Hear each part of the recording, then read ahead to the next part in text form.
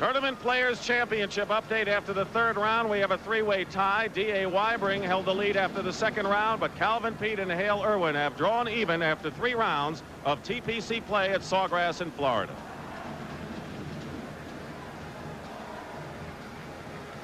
Since the NCAA basketball season began on CBS Sports back in November, we have selected a Chevrolet Most Valuable Player near the conclusion of every game as part of the Chevrolet Scholarship Program.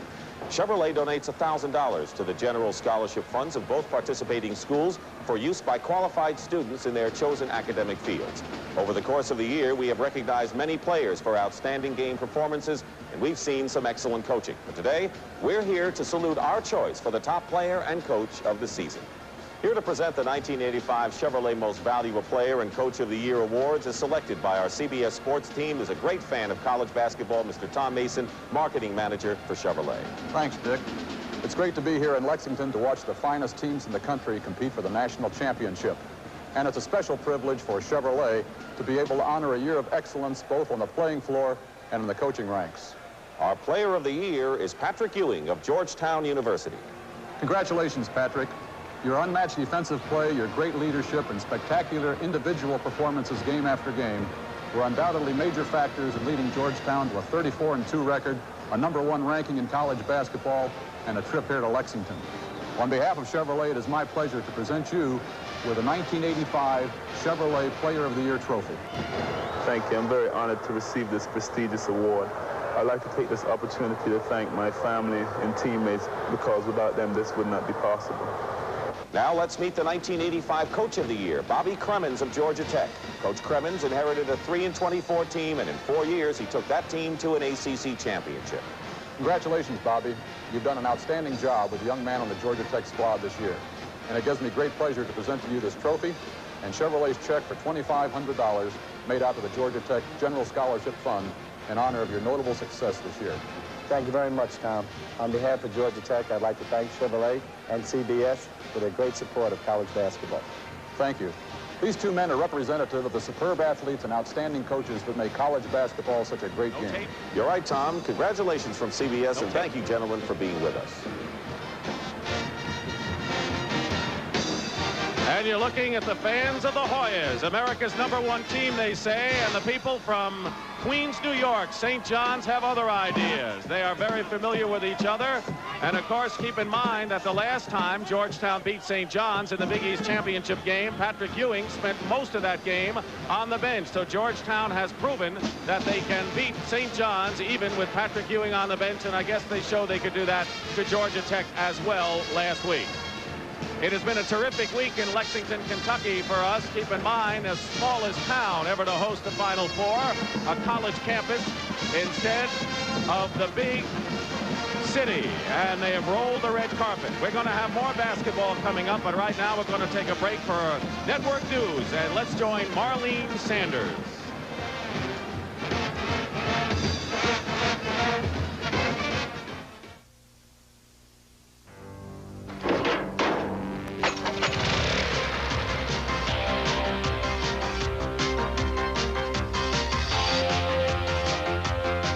If you expect an engine to start quick, work hard, and last long, remember, the easiest job a Briggs & Stratton engine will ever do is mow your lawn.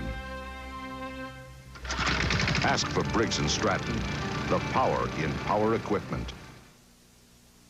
Life's not always easy, and no one said it's fair. Only one card provides peace of mind for nearly 80 million Americans, the Blue Cross and Blue Shield card. But you can find some peace of mind when you hold on to the one that cares. Carry on with the life you're living. Carry the caring card. Blue Cross and Blue Shield card.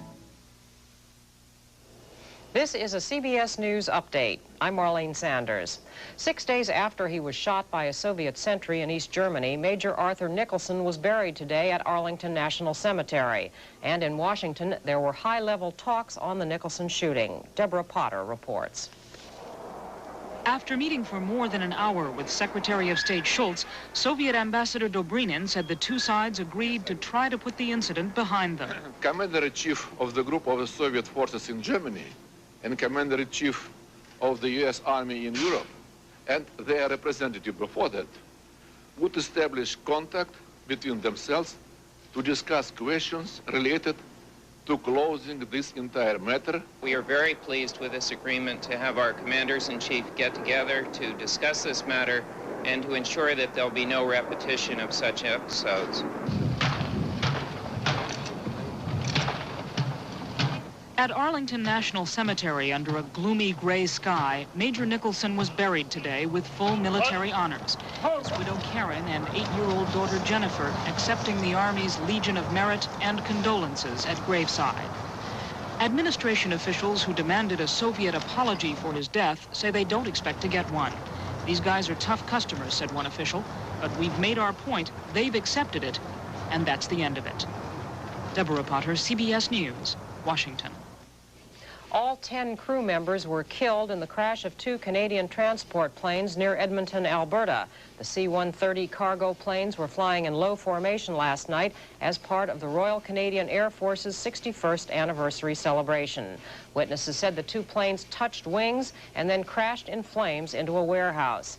Among those killed was a United States Air Force exchange pilot, Captain Lonnie Register Jr. of El Paso. Those are the top stories in the news today. This is an Action 11 news break. Good evening, I'm John McGrath. 7-year-old Scott Wiseman died at his home early this morning. The Indiana youngster had suffered from leukemia. His parents decided to stop chemotherapy treatment early last month after Scott suffered a relapse and could not undergo a bone marrow transplant. Doctors then said they could not guarantee that chemotherapy would help the youngster. 16-year-old Michael Jones came through the night very well, but this morning, doctors decided his heart would not heal, so they've now put his name on the National Heart Donor List. The Hanover teenager is being kept alive with a ventricular assist device while doctors wait for a donor. But a hospital spokesman says even with a transplant, Jones' chances of survival are not good. Only alternative at this point is heart transplantation, even though that is a very high-risk procedure, and we're still saying that this patient, because he is extremely ill, very critically ill, the chances of success still remain at probably 20%, but the only alternative to transplantation at this point would be death. Louisville police are investigating the apparent stabbing death of a 26-year-old woman. Authorities say Lori Ann Bernard was found dead in her apartment around 5 o'clock this morning by her husband. The Run for the Arts attracted some 4,000 runners today, and officials say this year the run went very smoothly, despite the fact that the runners had to finish the race in a steady downpour. Tonight at 11, John Shumway has a report on a circuit court judge who turned over his bench to middle and high school students for a lesson in justice. Melissa Swan has a look at how Lexington is handling the sudden appearance of thousands of NCAA fans. Gary Rizzo says things will warm up a bit tonight, but tomorrow will be a little bit of everything, a day of sunshine, rain, and wind. Gary Montgomery has highlights of NCAA games, and UK won't comment, but rumors are flying that they've hired a new coach. We'll have details tonight at 11.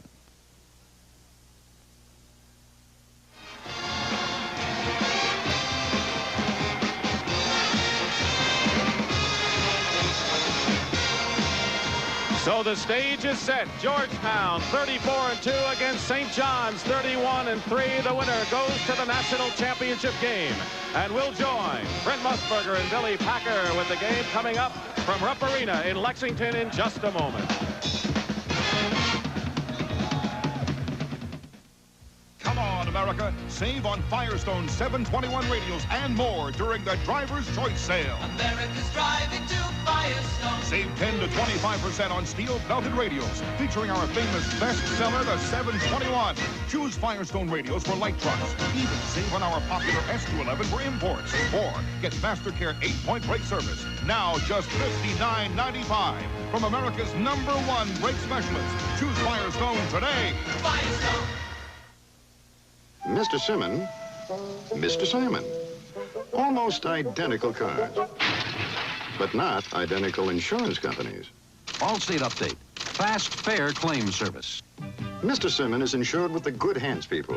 All he had to do is to make one stop at any All-State computerized claim center where he got an estimate and a fair settlement on the spot. For Mr. Simon, well, it wasn't so simple. You're in good hands with Allstate. One of the world's most spectacular courses is the setting for an event that is the players' own. The Tournament Players Championship continues tomorrow live on CBS Sports. Back in January, St. John's punctured the myth that Georgetown was invincible. A dazzling display of fast breaks and dunk shots sparked the Redmen to a big upset and propelled them to the head of the pack in the national rankings. But the next two times they played each other, the Hoyas were at their intimidating best. They left no doubt as to who was really the best college team in America. They were definitely the #1 team in the country. They still are, and they deserve it. I mean, they play real hard, and every mistake you make, they take advantage of. But Georgetown did not have all that easy a road in the East Regional. In last week's final, the Hoyas had to call on all their resources to score a come-from-behind victory over scrappy Georgia Tech. St. John's, meanwhile, bounced back for the Georgetown defeats and breezed through the West Regional, thus earning the chance to play the Hoyas again. That's why we want one more.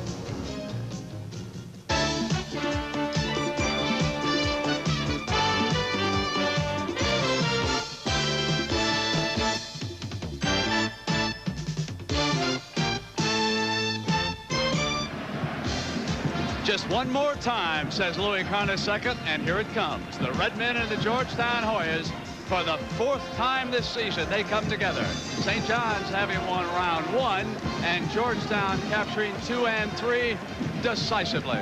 So welcome back to Lexington, everybody. I'm Fred Musburger along with Billy Packer.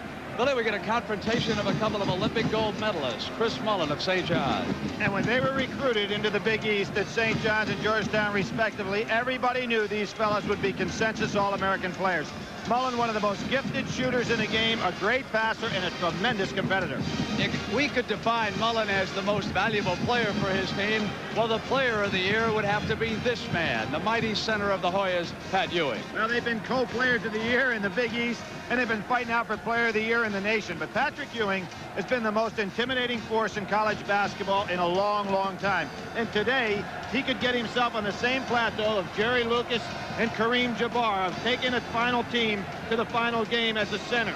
Of course, he can't ever beat Kareem being the MVP 3 times, but he can go ahead and win a couple of championships. What are the keys to this contest, Billy? I think it's all on St. John's side. They've got something they've got to prove here. The Hoyas had knocked them out the last 2 times. I think St. John's has to change their game plan. I think we've got to get Walter Berry in a ball game early if we're going to have a ball game here today. He's a key. All right. Villanova awaits the winner for the national title on Monday night. But coming up now, it's St. John's and Georgetown.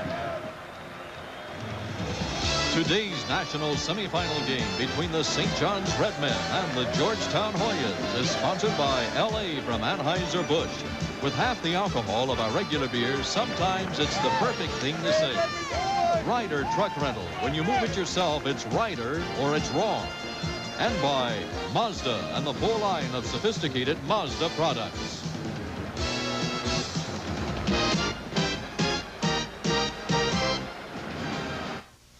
When do you say L.A.? When it's after work, and I'm taking work home, I say L.A. Tom, hey. How about dinner? When do you say L.A.? When I was playing shortstop all day, and we've got a big night tonight, I say L.A. Wrestling? Championship. From Anheuser-Busch, L.A. beer. Great taste with half the alcohol. Sometimes it's the perfect thing to say. You can say that again. I like wrestling. Perfect. L.A. Sometimes it's the perfect thing to say. Introducing the all-new 1986 Mazda B2000 LX. At $69.95, it's a unique combination of luxury and sportiness. It's also fun to drive.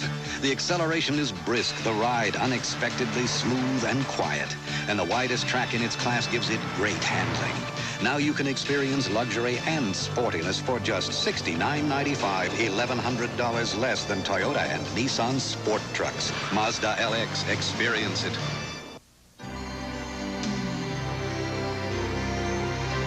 When we built the first Space Hyatt, we kept all the familiar touches Hyatt is known for on Earth, including the one touch no one else can ever match, the warmth and graciousness of our Hyatt people. Good evening, Mr. Euchre. Welcome to Hyatt. Do you like basketball, sir? I could have hit one of these out of the park. Thank you. It's what makes Hyatt the greatest space on Earth. Wish you were here. Time now to meet the starting lineups for the Redmen and the Hoyas, and here again is Frank Fallon. Good evening, ladies and gentlemen, and welcome again to Rupp Arena for tonight's NCAA National Semifinal game between the St. John's Redmen and the Georgetown Hoyas. Now, let's meet the starting lineups.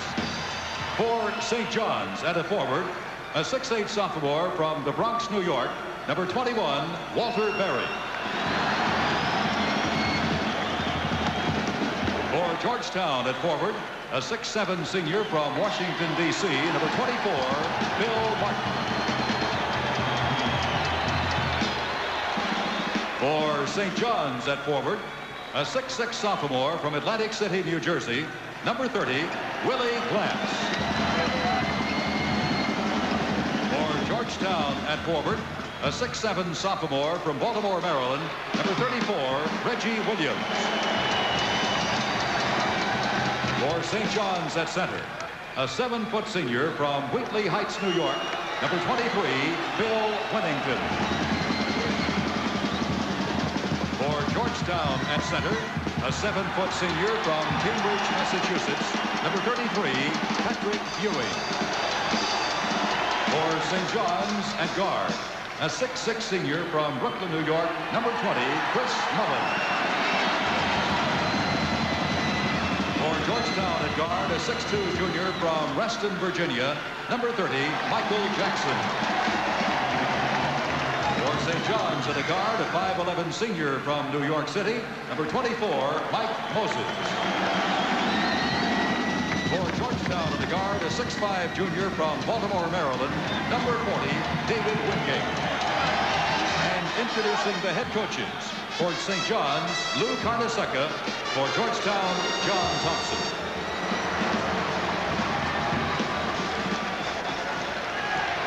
The official for tonight's semifinal. There have been only 2 teams ranked #1 all season long, either Georgetown or St. John's, and they're about to play each other again.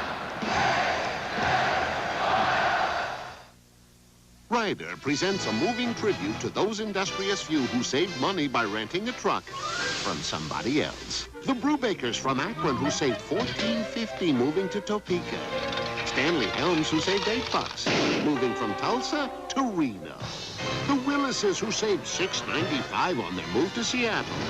And finally, to the Blevins family, who saved a grand total of $13 and found out, like they all did, that it's Ryder or it's wrong. What's he doing now? He's looking kind of funny at his cigar.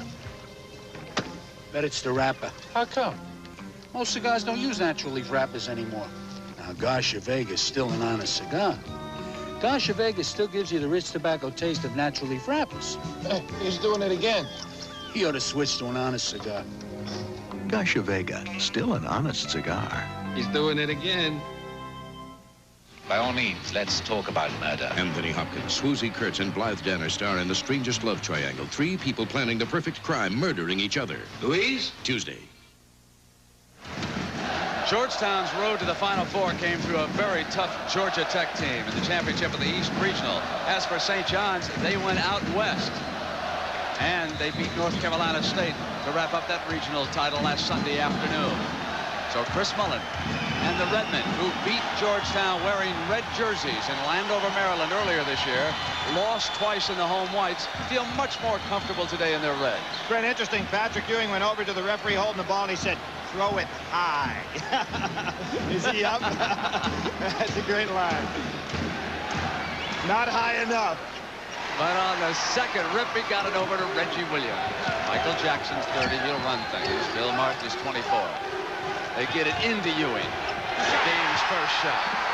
Well, it was stated by St. John's they were going to try to play him man-to-man and let Winnington handle him by himself. Ewing took it right to him. Straight man-to-man. They drop back on Ferry. He keeps the ball, wants to get more in this game than he was the last time. Misses his first shot. Martin brings it back out. Reggie Williams.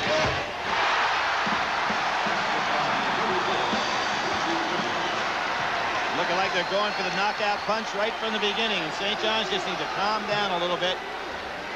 Full court pressure. And in all of their games this year, St. John's has handled the press fairly well. Must see now if Wingate takes Mullen through any kind of special defense. Well, they showed man-to-man the first time down the court. Now they're showing a little triangle and two, it looks like. Willie Glass. First foul on Ewing. John Thompson working the referees right away. Patrick Ewing had his hand up. That was a smart play by Willie Glass to go ahead and try to challenge Ewing. In watching Patrick play over the years, he's developed now to the point that sometimes he blocks your shot, sometimes he just goes out to intimidate you, and then sometimes he lets you alone. He keeps you off balance at all times.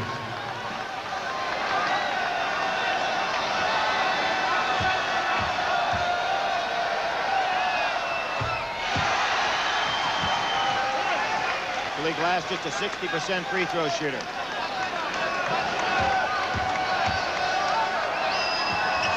And he makes it despite the distraction.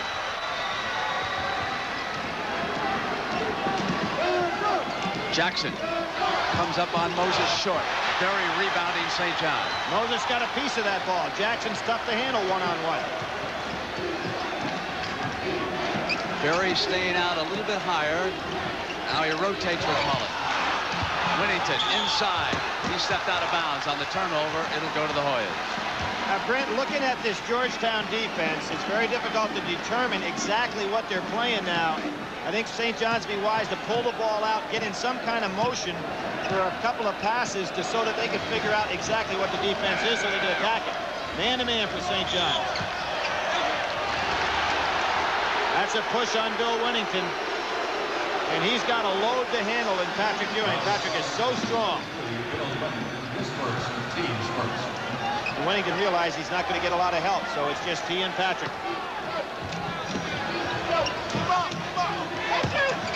Mullen hurt himself. In the shoulder, he was right shoulder area. Wingate coming back is short of everything, and Martin cleans up for Georgetown. Mullen reached back in to help out on Ewing, and he hurt his shoulder. He's trying to shake it off. It's his right or non-shooting shoulder. And it is a triangle and two that they're playing. Berry couldn't hold on. Loose. Wingate with a great pass to Jackson. Williams. The Georgetown team has a group of players that have such great hands that catch the ball on the move.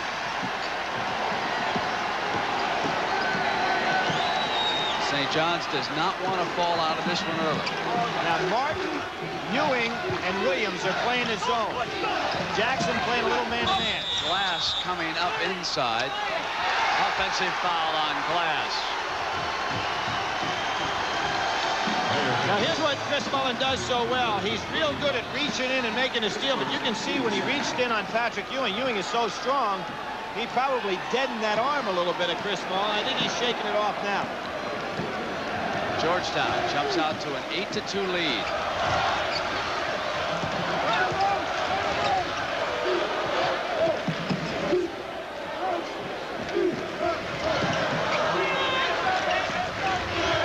Wingate on Mullen. Now that's something John Thompson wants so that Wingate can take him one-on-one. Williams will ship it to Ewing. Gets it back loose. Ewing tracks it down.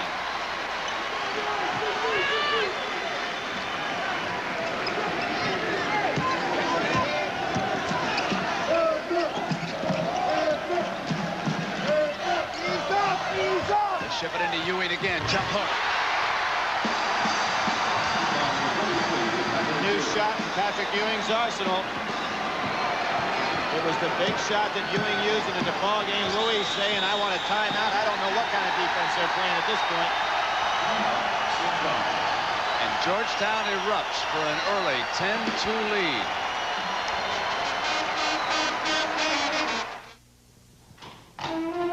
Strength, pride, tradition. For centuries, the Clydesdales have been known as a special breed. Today, the Clydesdales symbolize Budweiser's dedication to quality, superior ingredients, exclusive beechwood aging, and a distinctively clean, crisp taste only Budweiser can offer. Quality taste, because this Bud's for you.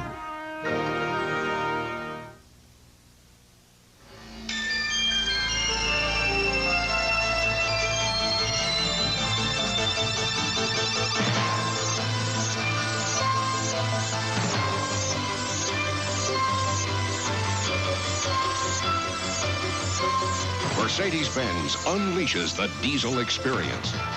The stunning 190 class diesel sedan. Pure fun. Pure Mercedes-Benz.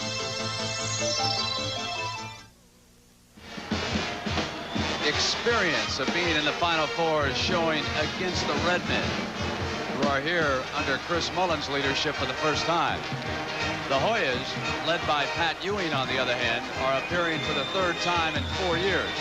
And Ewing and the Hoyas jump out hitting 5 of 9. They are not feeling the pressure that normally afflicts a team that comes here for the first time. Brett, I can guarantee you, with that timeout called by Louis Carnesecca to try to see what John Thompson's doing defensively, John Thompson will change his defense down the court to go ahead and give him a different look. At this point, Chris Mullen has not touched the ball on his half of the court.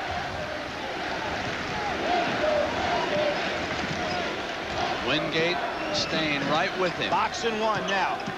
He'll chase him through there. They'll try to screen and get him free if they can. His first shot.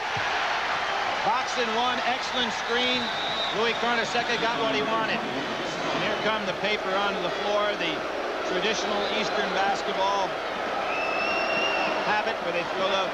A little bit late. Yeah, well, hey. It's 6. We really can't say Eastern unless we've decided that Georgetown is no longer East. Oh, they're not East? I didn't realize No, that. I'm kidding you. You faked me out there. 16 minutes to go, 10-4. Wingate. Loose, picked up by Williams. You notice how Wingate was isolated, though, with Mullen. Mullen has a hard time handling him one-on-one. Ewing maneuvering. Patrick being very aggressive early in the game to go ahead and show that he can do it offensively. St. John's uses the dribble by Moses and the pass to Winnington to beat the press. Winnington comes back up court with a long pass. Ewing stays away from him. Boxing one again.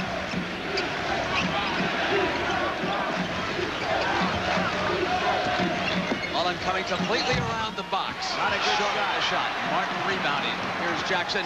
Lead to Wingate. What an athlete. That was an incredible catch. St. John's with its work cut out early. Here Moses is given the shot. Takes it. Winnington, offensive rebound. Foul by Martin. Smart foul by Billy Martin, just not going to let Winnington get an easy one. Right away, McDonald checking in for Georgetown.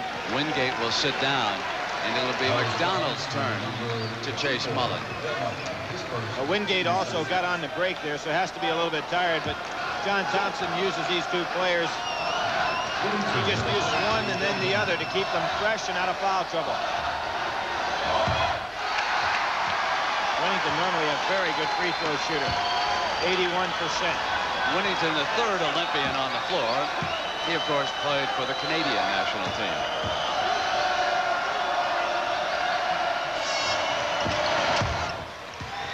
For Georgetown, number 10, Harry McDonald, replaces David Wingate.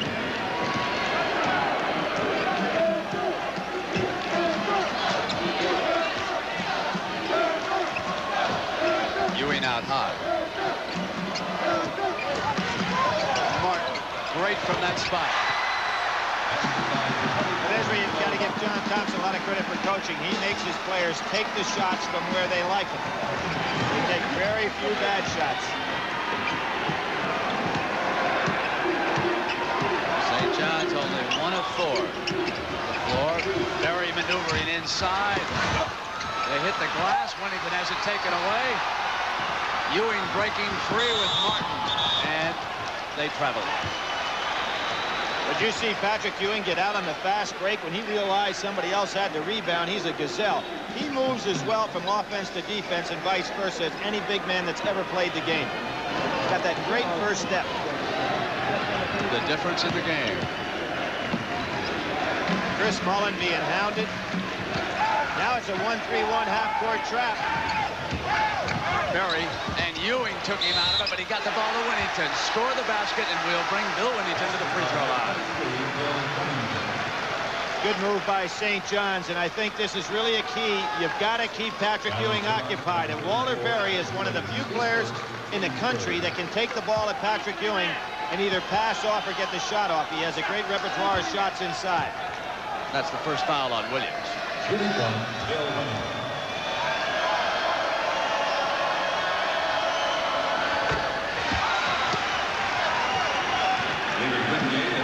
Rodnax, he comes into the game, and Wingate returns.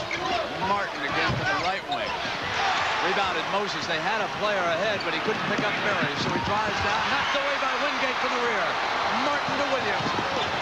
Quick pass to Ewing. He misses, and Mullen rebounds, but again, Ewing on the move down the floor. That was some real speed on that break. They didn't get 2 points out of it, but they really showed that ball club can run.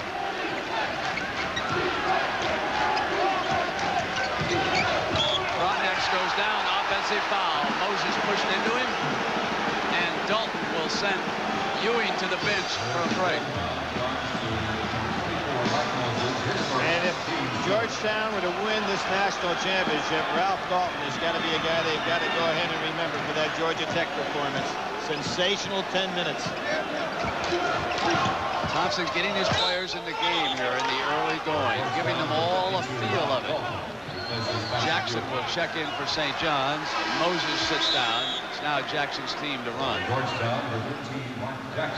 Well, you know, when you talk about Jackson and Moses, you're talking about 2 players that average about 12 a game. When you know they take each other's position. From an assist standpoint, they have about 210 assists apiece.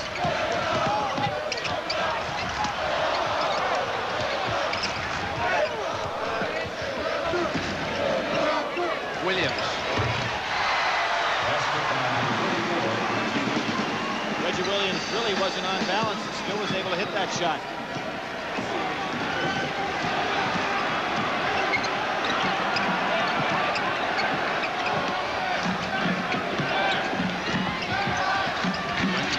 Tailing Mullen. Pump fake draws 2, and Winnington comes out. They shift to Jackson. Mullen maneuvering, comes up on Wingate. Missing but tapped in. That was Glass. Willie Glass, and of course Mullen's shot is so soft up there on the rim.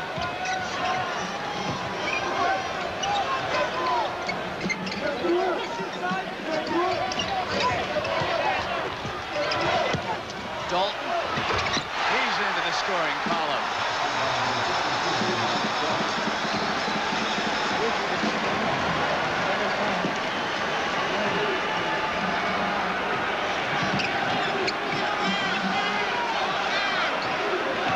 Georgetown playing that box again. Box in 1, and Wingate's chasing Mullen. Berry comes in from outside. So they have Berry handling the ball more outside and trying to get in some shots. Wingate missing, Winnington rebounding. Here comes Jackson. St. John's trying to put together a run. And Jackson drove right into his man. And for the second time today, Brent, Jackson on that occasion and Moses the last time tried to penetrate too far. Against Georgetown, you're just not going to get that play. Michael Jackson checks in for Georgetown. Last year here in Lexington, they tried to get the other Michael Jackson to appear in a concert. He backed out. So out on the marquee in front of Rupp Arena is Saturday, Michael Jackson, sold out.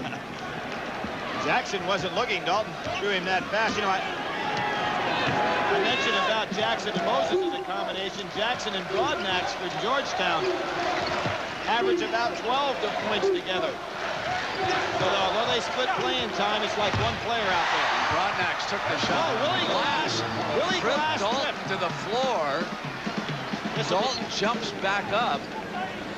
It's a nice piece of officiating there, realizing, hey, the tempers are flaring a little bit here.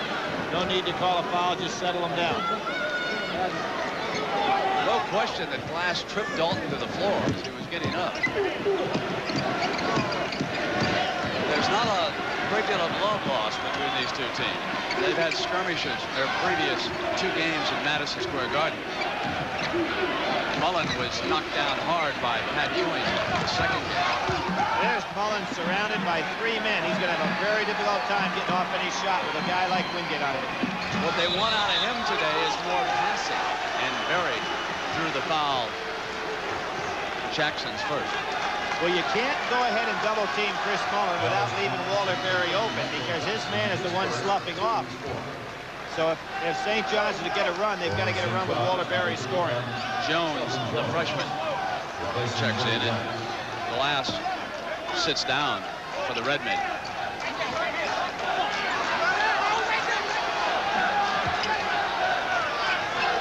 Now Georgetown has their big lineup in there with Dalton and Ewing. Tough to get something inside. Oh, Berry feeling it today, and Jackson underneath. Had it come right into his hands. Look what I've got against all these Redmen.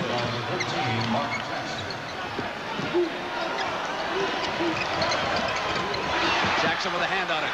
Here come the Redmen. Chris's head. Should be easy.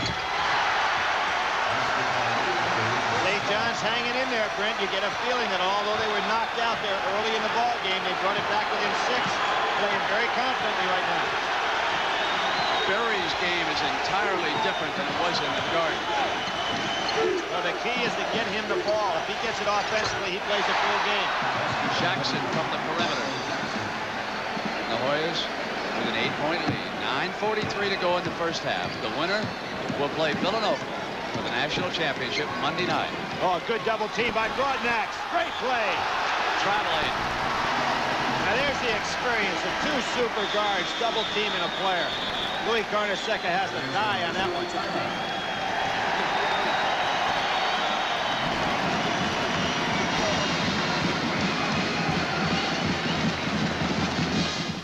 Spectacular Courses is the setting for an event that is the players' own. The Tournament Players Championship continues tomorrow live on CBS Sports.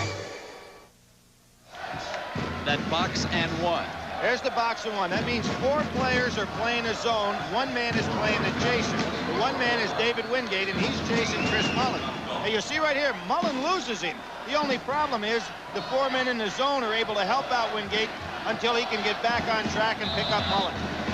And Berry, of course, came in to follow and hit that jump shot. So it's 24-16. Hoyas leading the Redmen. Time remaining. Ewing. Swatted away, goaltending on Jones, the freshman. Now that shows Patrick Ewing's versatility offensively. He has shown us the jump hook. He has shown us the clockwise turnaround jumper and the counterclockwise turnaround jumper. He's got the whole package. Now the zone trap. This is not the same press as they faced before.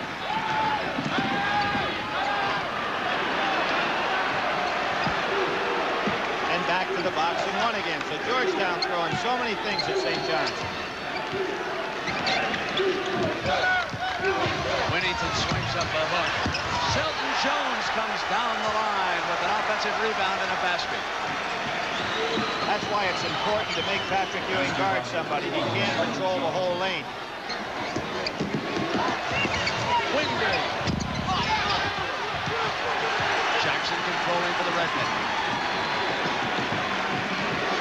Shelton Jones hasn't had a lot of playing time as a freshman this year at St. John's, but he's sure to be one of the best sophomores in the country next year with the playing time.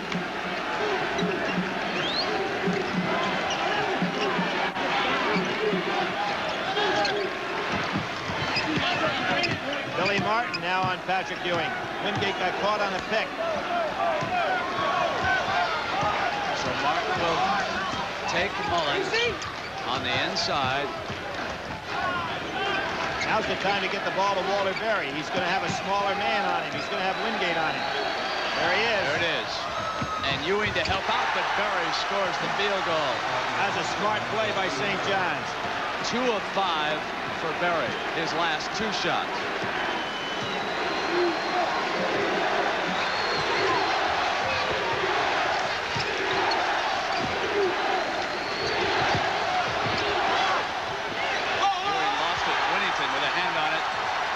St. John's can pull back to within 2. Remember, they were down earlier by 11 points. I'm Brent Musburger with Billy Packer. We are live in the Rupp Arena in Lexington, Kentucky. This is the second national semifinal, the NCAA championship. Villanova eliminated Memphis State in the first game and will play the winner of this contest Monday night for the national title. Straight man-to-man by Georgetown. Now the first time today they showed a straight man. Jackson gets inside and goes to Wellington. I'm really impressed the way St. John's is starting to recognize the defenses now and relaxing and then attacking. That's what they didn't do the first 2 or 3 minutes of the game. And they're doing it with Jackson as the point guard and Shelton Jones in, and it's going to be offensive foul. It goes over to St. John's. They can pull to within 2. Reggie Williams back in the ball game. Ewing picks up his second.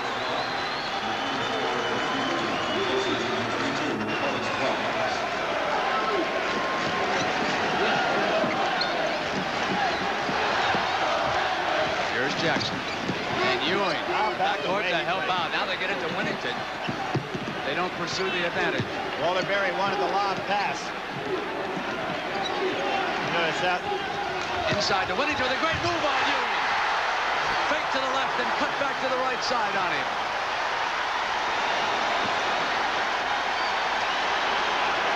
Now Winnington has played against Ewing so many times in their career, plus in the Olympic Games. Experience. Jackson, Winnington, St. John's can tie it, and the foul called on Michael Jackson. That was a good foul by Jackson on Jackson, because otherwise St. John's had an easy layup. They're starting to gain a lot of confidence in this ball game.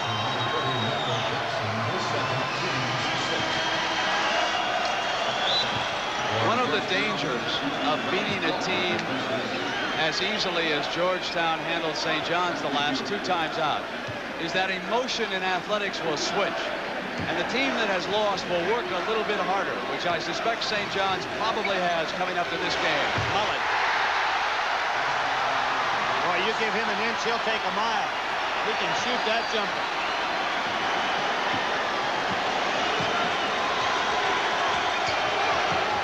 Georgetown last scored at 9:20. Williams ends that drive.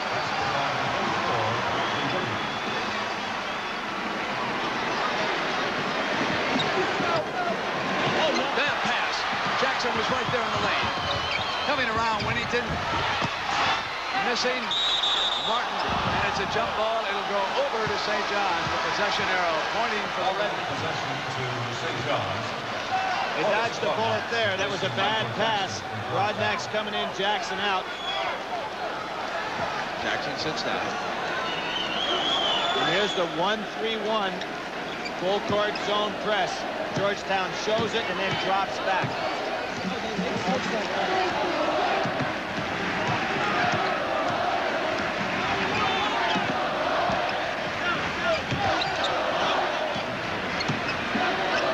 Great man-to-man now. Jackson. A little too much pressure on his release. Rodnack's.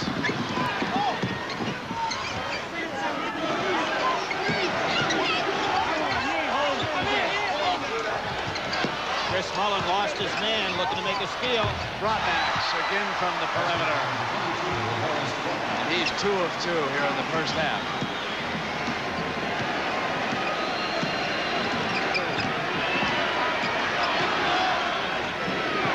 guarding Shelton Jones outside. He's got to get a little closer to the basket to get his jump shot off. Completely different pace than what we saw in game 1 between Villanova and Memphis State. Winnington, that time, he traveled. Two players who are being used more aggressively by Louis Carnesecca than in the last 2 games against Georgetown are Winnington and Berry.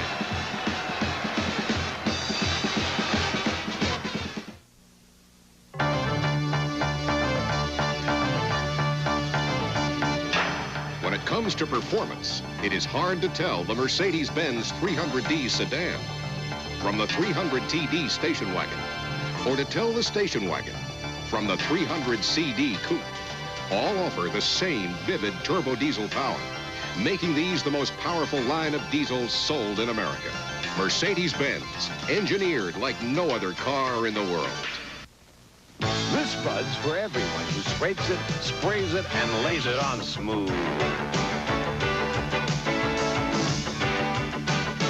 This Bud's for you, for all you do. The king of beers is coming through. Yeah, just for you. That distinctively clean, crisp taste that says Budweiser. For all you do. This Bud's for you. Sunday, the diagnosis is homicide when Kevin McCarthy joins Angela Lansbury for Murder, She Wrote. Then on Crazy Like a Fox, even Harry can't help when his in-laws framed for murder. St. John's has out-rebounded Georgetown in the first half, and there's the biggest reason why. Pat Ewing has been shut out in that department. There was the great head fake by Winnington on Patrick Ewing. He throws him on the inside.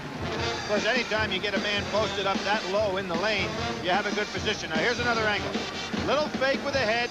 Then Winnington had the good drop step, came right back inside. An excellent fundamental play. But St. John's has turned the ball over 9 times to Georgetown's 3. So that pressuring defense of John Thompson's taking its toll again. There's a trap defense now by St. John's. 1-3-1 trapping half-court zone. Always a good idea at halftime to change it when you get a timeout to change your defense and make that other team think a little bit. Georgetown well drilled themselves, pulls it back out, and they're going to make that half-court trap run a little bit. Wingate gives it up. Williams is there. Jump hook and got the roll on it. Only 2 players that play together at a high school and on a playground in college for a long time would realize the other man's there. That was just a feel for the game on that pass.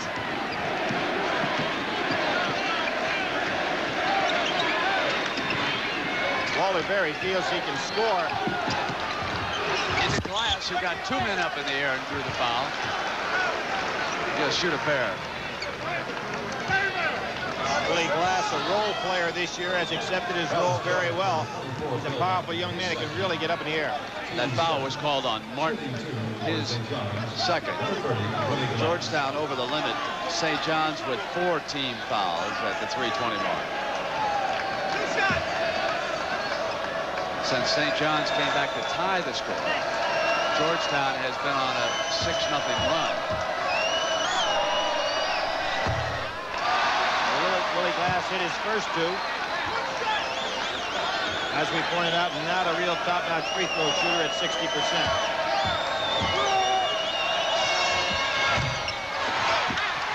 We've seen both of them.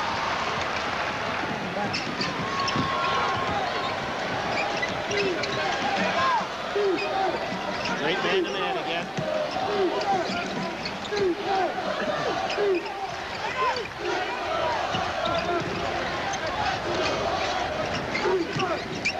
Williams, cross-court to Broadnax.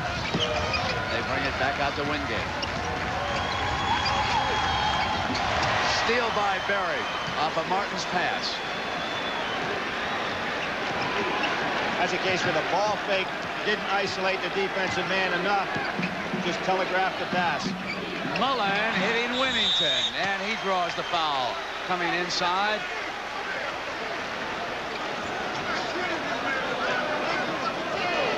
And Thompson unhappy with Martin, who drew his 3rd personal foul. And Brent, St. John's now is attacking that defense a little differently. They're putting Chris Mullen on the foul line, and of course you just saw right there what a great passer he is. If he gets the ball in the lane, he'll hit somebody.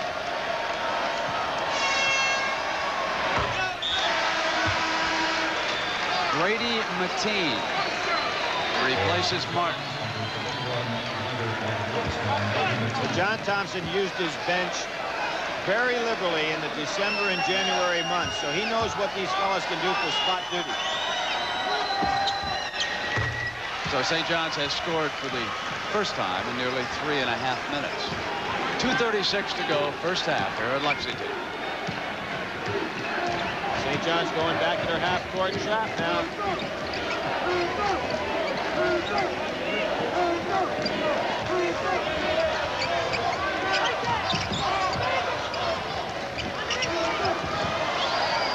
Jackson Williams keeping it outside.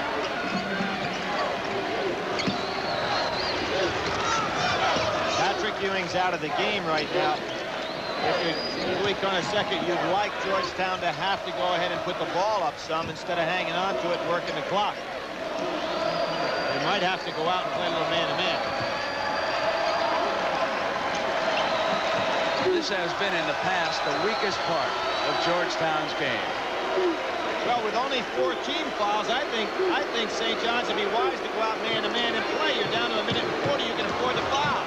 Wingate, and it's deflected to Mateen, and he's attacked right away. Comes up with a jump shot from behind. Berry blocks it, and now it's Mullen. Mullen almost thought about throwing that ball to Jackson, but he realized he's 4 points down. It would have had to be a perfect pass. Berry walked, he traveled before he shot. That is the 10th turnover by St. John's in the first half. And a reminder at halftime, Dick Stockton will show you highlights of Villanova's victory over Memphis State.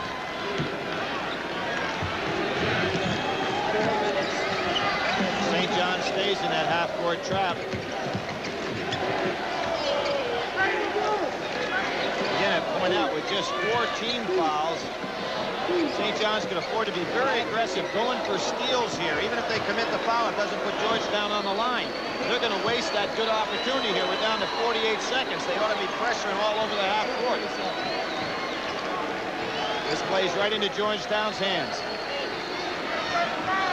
Go out and try to make a steal, even if you foul. Georgetown doesn't get to shoot. It makes no sense to do this. John Thompson will be happy to go in with a 4-point lead. Patrick Ewing gets a chance to stay on that bench. I don't understand this by St. John's. They've got a chance to go out and foul 2 more times.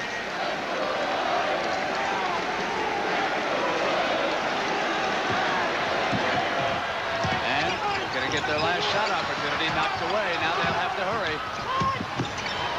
Williams. And that'll end the first half.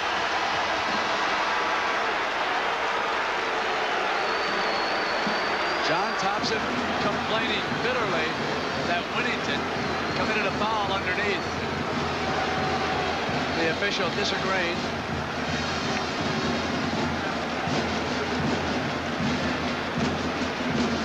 Thompson still fussing his argument. Here's the replay on it. Yeah, I thought it was a foul also, and John is really getting hot now. He has the ball that he's picked up.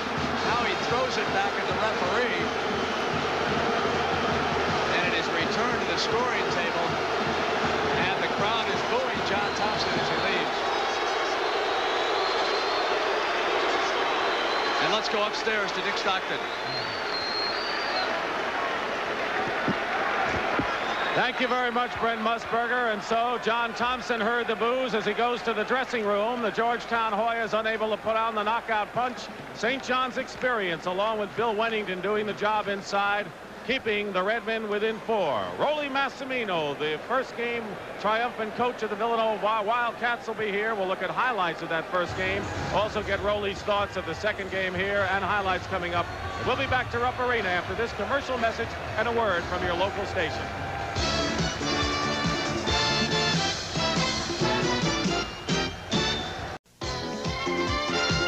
To Today's national semifinal game is sponsored by Mercedes-Benz, engineered like no other car in the world. This is CBS. Halftime here at Rupp Arena, where Georgetown leads St. John's 32-28. But in the first game today, Villanova, the Giant Killers, did it again. They defeated Memphis State 52-45. And with us is the coach, Rollie Massimino, one of the most personal, emotional guys. He believes in family. He had 40 of his friends, former coaches, at a restaurant the other day, and I think you're having more fun than anyone, Rollie. Yes, I am, Dick. I'm really proud of the players. They're just terrific young men. You know, they persevere. That's what it's all about. That's what our program's all about. You know, we're not the most talented team in the world, but we know what we have to do, and just because we've reached this pinnacle, it doesn't mean that we haven't really worked as hard in other years. And every young man that's been through our program is deserving of this award to go to the final two. All right, right now let's take a look at some of the highlights of your victory over Memphis State, a hard-earned victory based on defense, as it always is with the Villanova Wildcats. Dana Kirk, of course, saw his Memphis State team take the early lead. William Bedford with good inside muscle. But Rollie wanted to alter the tempo, which invariably he always does. He went to the bench, and Harold Jensen converted this Dwayne McClain steal into an easy jumper. Big moment was the people off of the bench for Villanova. Second half, Ed Pickney went to work. Keith Lee picked up a foul on this play, and Lee ultimately fouled out of the ball game with about 10 minutes to go. And then Dwayne McClain iced the game with this slam, gave Villanova the 4-point lead, and the Wildcats were on their way, 52-45. Biggest win for Rollie Massimino. And, of course, the victory over Memphis State. Tempo was the key, and, of course, those seniors.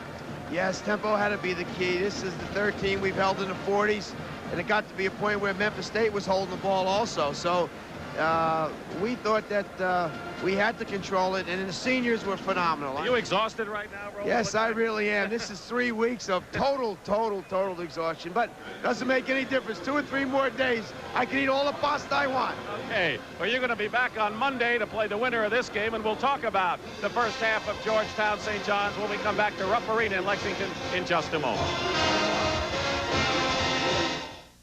It is, from my perspective, boiled down to the core is the desire to excel, and the desire to excel at anything one does, and the recognition that in order to excel you have to work hard and you have to set goals, be somewhat single-minded. I suppose the highlight, or at least one of the highlights of my years at Princeton, was the success of the team in my senior year when we won the Eastern Regionals and went on to be third in the country in the NCAAs, because that was a kind of confirmation for me that a group of students who were athletes and who worked hard and who shared experiences together as a team, that we could succeed against the best in the country.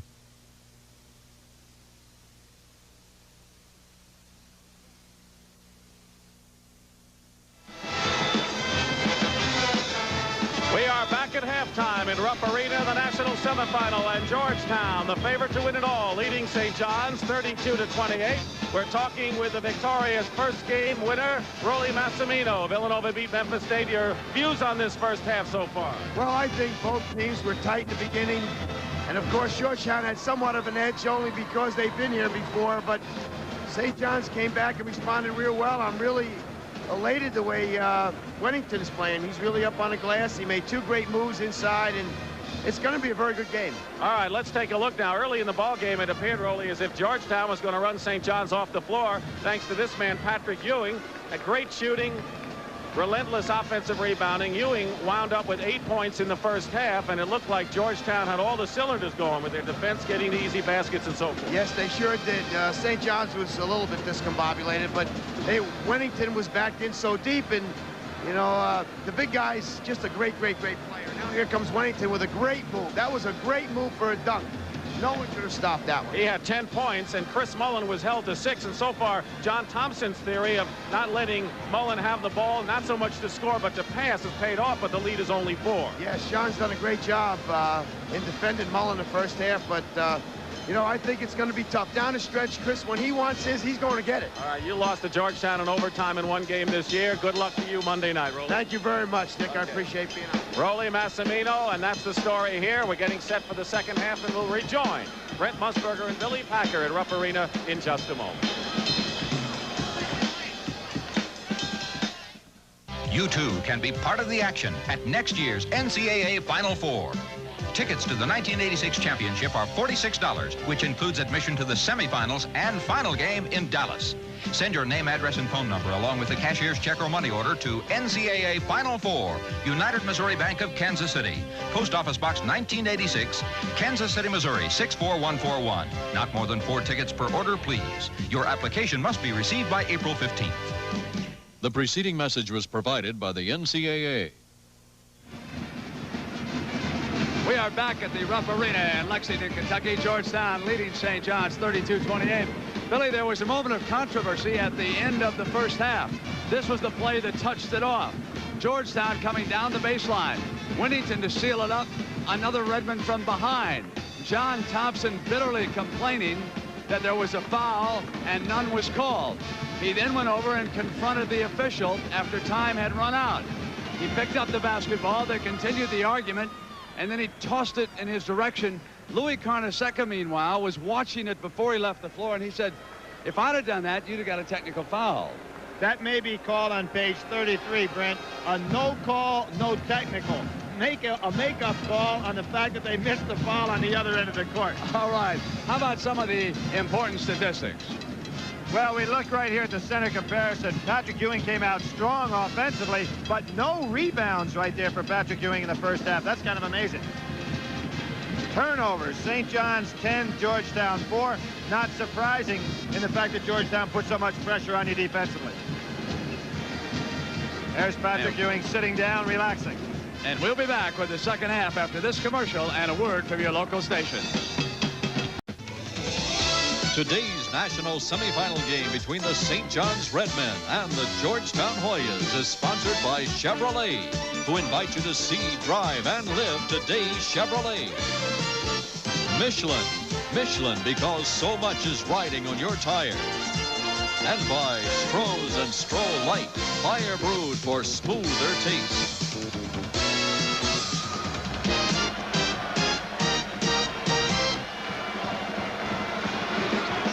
Jim Berg handing the ball over. He was the official who was involved with John Thompson. I said, you think about calling the technical? He said, not really, Brent, not at that point in the game. I just wanted to get back to our dressing room. He did not throw it at me. He just kind of rolled it in my direction. And St. John starts out in a 2-3 zone. And Martin scores the first field goal for the Hoyas. 34-28.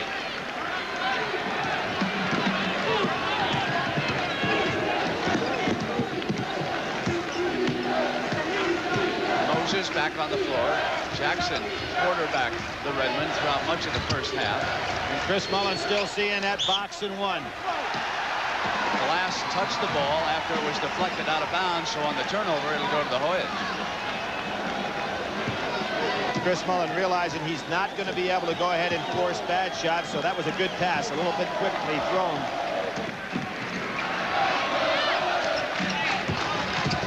Wingate puts it down. He was fouled. Glass reaching in to help Mullen, and that's Glass's second personal. If you'd like to pick on what Chris Mullen can't do, one of the things that he is not real good at is guarding a man one-on-one, particularly a quick man like Wingate. Wingate went right by him. He took advantage of him in the Madison Square Garden regular season game doing that same thing.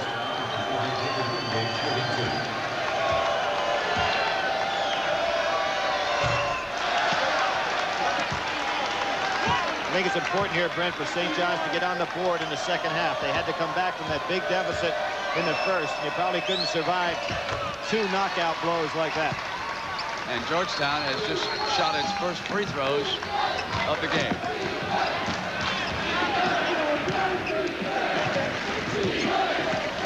So in one way, the little chat Thompson had with the official was successful, wasn't it? On the turnover, off the steal. Williams glides in. And again, the Hoyas jump out quickly as they did in the first half. 37-28. All right, here you have Jackson picks up Moses, and then he just drops back into that little box. The four-man zone with Wingate on Mullen. It's been extremely effective. Billy Martin being much more aware of where Barry is this half. Off Wingate.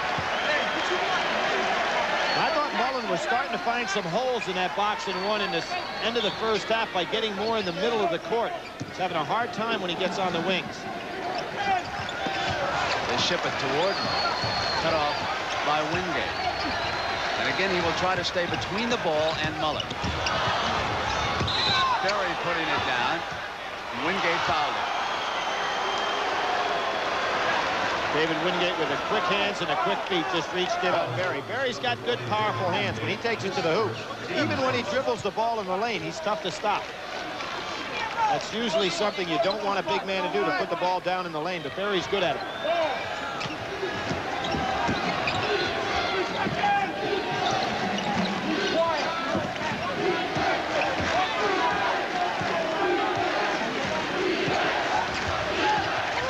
St. John's has now gone 2 minutes this half without scoring, and that touch pass was not anticipated. Another turnover, and again Williams glides in. Timeout, St. John's. They've got to get a time here. They're letting the game get away from them quickly. They take it. And right now, Georgetown has its biggest lead. It's 39-28, 17:48 remaining. A car that goes fast should be designed to stop fast. These are 5 of the fastest exotic cars in the world. Which car is fastest from 0 to 60 and back to 0 again? Chevrolet Corvette. It won the test in a remarkable 8.9 seconds. From 0 to 0, Corvette is faster. And that's what it takes to be a new world-class champion. Drive today's Chevy. Live today's Chevy. Hey, guys, I'm back. Catch anything, Riley? Yeah, caught this granddaddy of a fish. But when I got him in the boat, he says, I'll give you 3 wishes if you throw me back. A talking fish? Well, it was hot. I was thirsty, so I wished for a nice, cold Stroh's beer. And there it was. Tasted so good, I wished for another one. 2 wishes, 2 Strohs. And what'd you do with the 3rd wish? Hey, did I forget my friends? Strohs and Stroh Light. Fire brewed for smoother taste. Friday, he should have been the best. He was a champion on the skids, and he could lose everything, I don't want to go, Daddy. including his little girl. Gil Gerard, Lisa Blount, storming home. The Georgetown defense is at it again. They have forced 13 turnovers, and off of those turnovers, they have scored a total of 15 points, and they have not let St. John's squeeze the trigger once this half. 3 possessions, 3 turnovers. What else is so tough for Louis Carnesecca? He cannot get his horse, Chris Mullen, to be able to get enough shots off offensively to put the points on the board. St. John's shot 59% in the first half. That's 20% better than any other team that played against the Hoyas here in the tournament. Moses. Glass was going up, didn't put it away. Winnington coming inside of Ewing. Glass again, and Ewing will take it away. They had their opportunities that time. Martin on a break. Jackson with the lob, and Mullen came up, and then Jackson reaches back and fouls Glass. That was a good job by Chris Mullen. One of the reasons that I think that he's so deceiving is he's a 6'7" ball player. So he plays a lot bigger than he looks. He was able to get up and block that pass.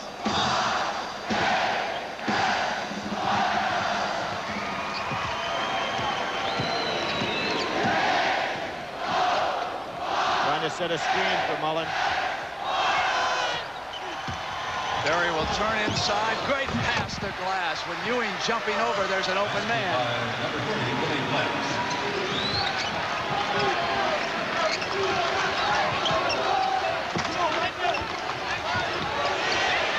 Williams missing. And Martin runs it down. Ewing wants it at the baseline.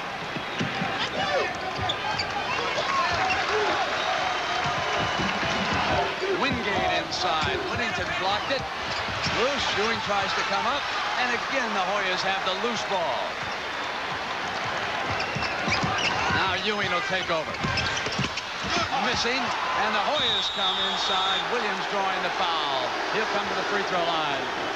Reggie Williams is amazing. He's a very frail-looking body. But he'll go in the pack, and he'll shock people. You'll watch him come from the weak side here. He's going against guys a lot stronger, and he knocks them out of the way. He is really wiry. Might have used that arm to shield off and pick up the foul. That's the first personal on Berry. Louis Carter second kind of upset because you can't give Georgetown 4 or 5 attempts to score.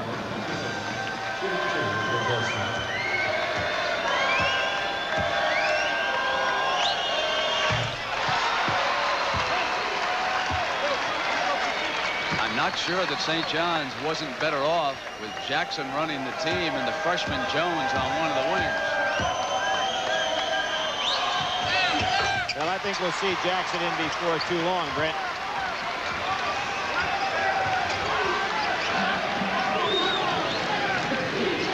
You notice St. John's really hasn't had problem with the pressure. Where they've had problems is trying to get Chris Mullen in the offense against this box and one.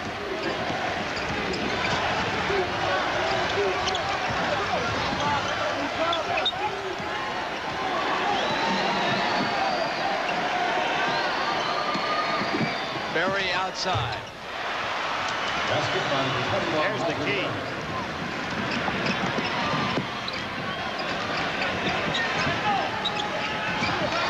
Ewing.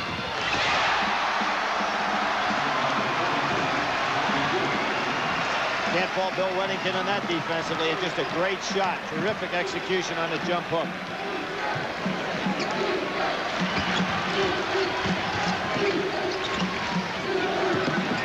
Berry runs it down. Past the glass, coming inside. Wingate knocked the ball out of bounds. Again, there's always a Hoya coming at you. So much speed, the kind of athlete John Thompson goes out to recruit.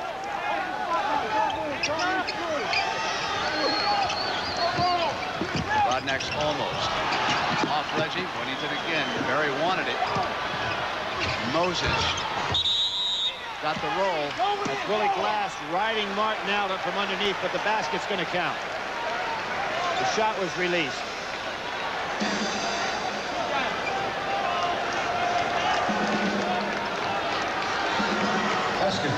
That's a tough shot for Moses to take. Again, he realized Patrick Ewing is there. Ewing let him have the jumper, but it's hard not to keep your eyes on Ewing knowing he's coming at you. Williams. Wingate follows up.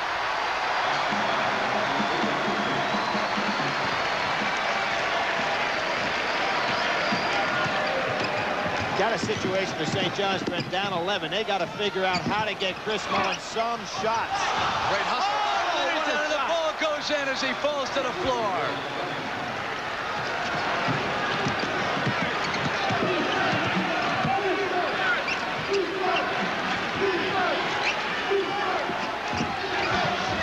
Williams feels it. Follows up with a left hand. Martin coming up. Ball won't go down. Now it's Wingate. 4 attempts. The second time in this half, Georgetown has battled on the boards for 4 shots at it. They are the champions.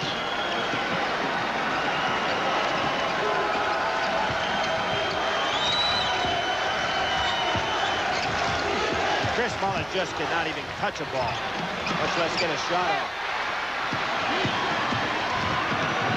Rodnack, the open floor, but hold on, he traveled. I was able to get John Thompson's eye, and I gave the travel signal. He looked over, kind of cocked his head. Yeah, I guess they got us that time. It's a good-looking move. Yeah, it was a good-looking move. Of course, if you get that extra step, you go by a lot of people.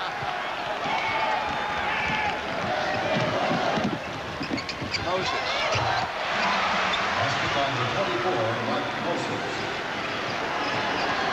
Back to 9, but you get the feeling St. John's has got to make some kind of move. Moses jumping in, foul Rodnack. Dalton returns for Georgetown, and Jones. Jackson also is on the floor, but Shelton Jones, the freshman, number 31, is back for Louis Carter second. McDonald comes in.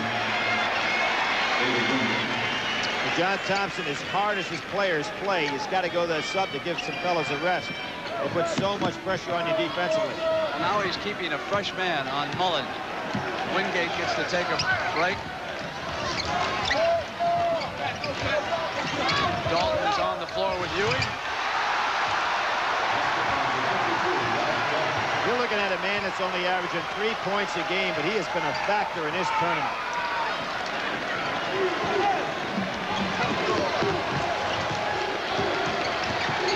Jones comes inside. Berry sticks with it and draws the foul. Let's see if Patrick Ewing is charged with a foul. Again, Waller Berry has that ability to be in traffic and get some kind of shot off. 3 on Ewing. Here's Jackson for St. John's. Now there's that lineup you were talking about, Brent. Jackson and Jones out there. Shelton Jones really did not have a good move when he went on into the lane and took that shot. St. John's was lucky to get away with 2 fouls here.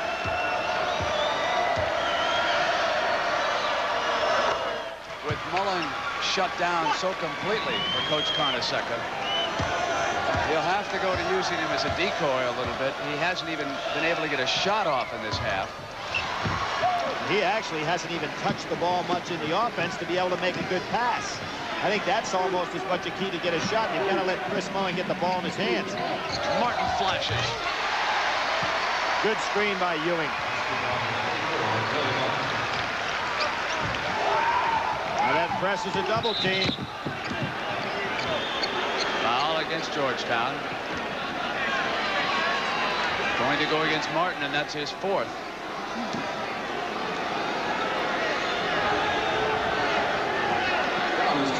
Billy Martin not often in foul trouble. As aggressive a game as he plays.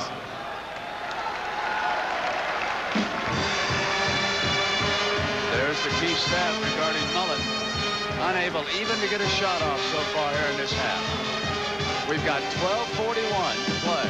Georgetown leading St. John's 51-39. You got another set of Michelins, huh? Yeah. You really think they're worth more than other tires? All I know is I got 60,000 miles on my last set of XA4 tires. 60,000? I thought I was doing fine when I got 32,000 miles on my tires. I guess Michelins are worth it. Yeah. But I got a couple of other reasons I think they're worth it. Michelin, because so much is riding on your tires. Live today's Chevrolet with Cavalier. Fly the coupe, pop the top. The look is trim, wheels non-stop as the road rolls on. Today's Cavalier has the electronic fuel-injected power and front drive you're looking for, plus an interior that comforts your very soul. Pick the Cavalier that fits your life. Chevrolet announces low 8.8% financing for a limited time on all-new Chevy Cavaliers. Chevy. For 18 days and more than 1,100 miles, they battled the elements from Anchorage to Nome. The Iditarod dog sled race next weekend on CBS Sports Saturday.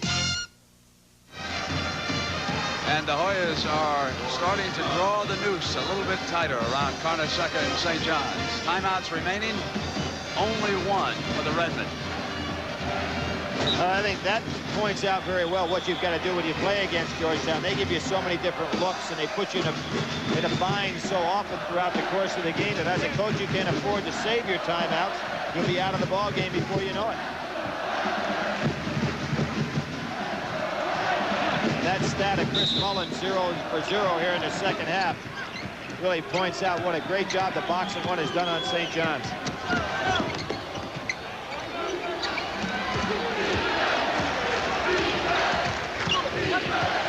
As soon as Mullen gets free, somebody checks him down low along the baseline, always keeping an eye. Wingate right with him. Terry comes up, lifts the arc. Hoyas rebound, and Wingate was fouled. There's Mullen doing what he does normally so well, coming from the weak side to make a steal. But you notice when Barry shoots, Ewing comes over to try to help. And when he comes over to help, that leaves Whittington open for the rebound. Mullen trying to find a place to hide. He just can't do it.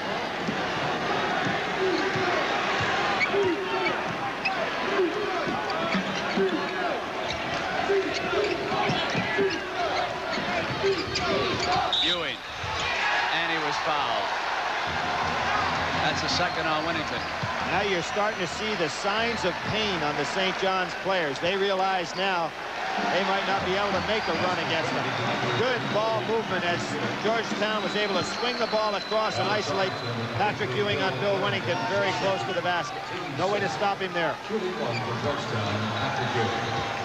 It's entirely possible that years from now, we'll be talking about Ewing and this Hoya team in the same breath that we talk about Walton and UCLA, Abdul-Jabbar and UCLA, Russell in San Francisco. Same kind of a dynasty. And it grows mightier as the years pass. Jackson. When you talk about those dynasties, Walton never took his team to the final game but twice. Patrick has a chance to do it 3 times. Only Lucas and Kareem Jabbar did that. Jerry Lucas, that is. Williams cut off by Jones and fouled by the freshman. Kind of interesting here in the second half. Now St. John's is already going to be in the 1-and-1 situation. And in the first half, they weren't even close. One of the big stories here in Kentucky, as you might imagine, is who will succeed Joe B. Hall as the next coach. From what we've been told, Lute Olson, the Arizona coach, is the definite front-runner, and they expect to name the successor next week. Lute has been interviewed for the job. He wants it. He's a man who went down to Arizona and turned that program around. And obviously, this is one of the best coaching jobs in America. This second half reminds me a little bit of what Georgetown did to Kentucky last year. Held them to 9% shooting in the second half. They were 3 of 33. And they had 2 first-rounders underneath, Turpin and Bowie.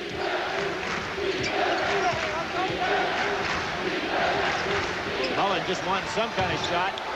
Oh, he gets up and skies for it.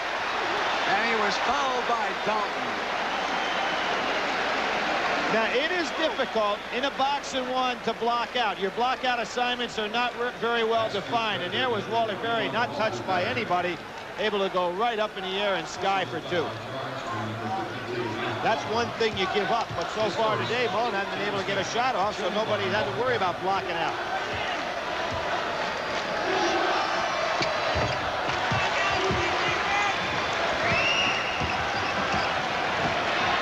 Also, for St. John's, they have to start turning the ball over against Georgetown on defense, and they haven't been able to do that at all in the second half.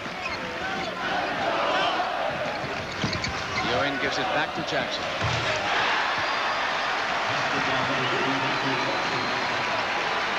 You just can't find a weakness, Brent. You give up the outside shot, they make it. And they don't ease up either.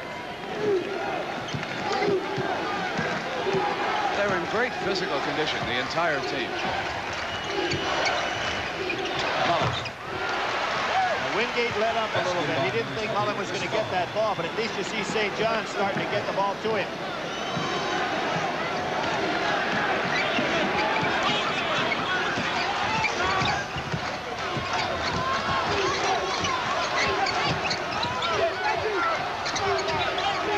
Reggie Williams has a great pump fake first step.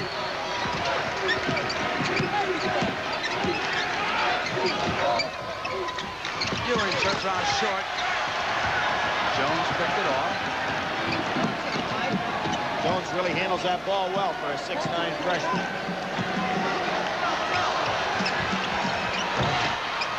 Short. Loose ball. Wingate duels to keep it free. Then gets it out to Jackson. Jackson looking for the lob. Williams. That's 20 points or so for Williams. A quiet 20. But he's got him. Very gifted. Certainly to be an All-American when Ewing leaves and he gets a little bit more individual attention. Player of the Year in high school basketball 2 years ago. He's asking John Thompson to come out right now. He's a little tired.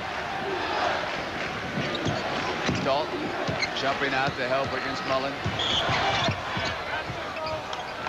Chris Mullin sensed that Dalton had made a switch, and he knew that Dalton couldn't handle him one-on-one, so he took advantage of it. Smart play. Ron Stewart checking in for the first time. And Jones will sit down for St. John's. Louis Carnesecca, who has brought that snowflake sweater all the way from Salt Lake, where they won the West region. But now he is met up with the true beast of the East. And there are 9 minutes and 11 seconds remaining. I get a kick out of people who say, Arnie, you don't have to do another thing. Just relax and enjoy it. Well, I'm not made that way. And neither is Pennzoil. Pennzoil is always testing itself to the limit, making sure it can handle any engine protection you need. Any. Pennzoil. Quality protection. Ask for it. In all the universe, there's never been anything like the new size Chevy Astro. Chevy Astro.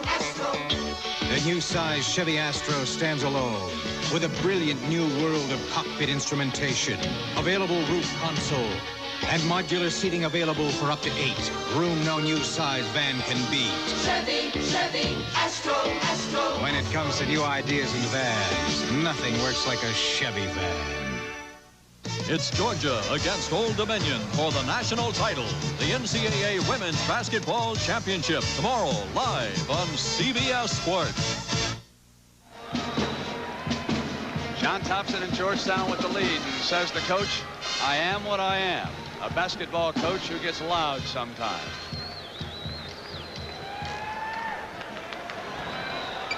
Well, you know, when you start looking at the NCAA statistics and see how dominant the team Georgetown is, the #1 in scoring margin, team defensive percentage, rebound margin, they just have the whole package. Ron Stewart out there trying to get some rebounds. What amazes me about this team is the way Thompson always has them ready to play. Traveled like he ran to downtown Louisville that time. That looked like Walter Berry was trying to run one of those bootleg plays like a quarterback. He put that ball under his armpit and was ready to roll. That's one way to beat this defense. Just keep it and start running. Now, Stewart and Williams are really banging inside. Stewart was a high school quarterback. Ewing jumping up. Very nice block. And now Berry and Ewing exchanging some words. Well, when you played somebody 4 times, and it was a call that we made when they faced each other each in the first game, that these fellas would probably have a 4-game series this year.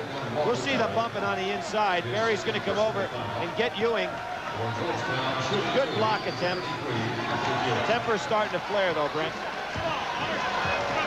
Ewing is 6 of 11 from the field, and he has missed his only free throw attempt in the game so far. I don't think I ever saw stats on Patrick Ewing like they had in the first half. 8 points and no rebounds. Very unusual game for him. And I don't think he had a blocked shot in the first half either.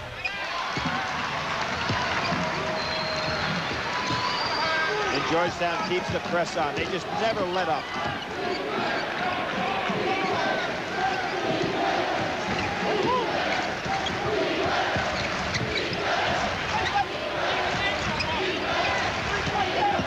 Jackson getting inside. Fouled by Michael Jackson. Jackson got a break. He kind of tripped on his own foot right there and banged on into Jackson. And that's the 4th personal on Jackson. Talking about Michael Jackson, it was interesting to report in the paper here when they interviewed him. He said, hey, I don't want any more nonsense. I just want to play some games. There has been a lot of hoopla surrounding all of these teams, and particularly trying to chase this Georgetown story.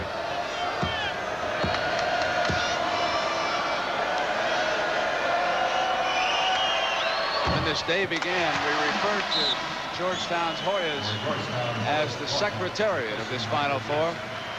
We have seen nothing here this afternoon that would diminish that description of this fine basketball team. You know, you think about the Georgetown basketball program. When John took over the year before, Georgetown was 3-23, going nowhere.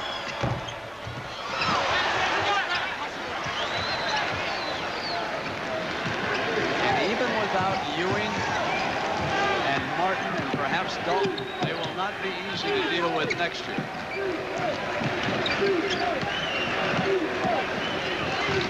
Only in 1943 had Georgetown ever been in an NCAA tournament before John Thompson went there.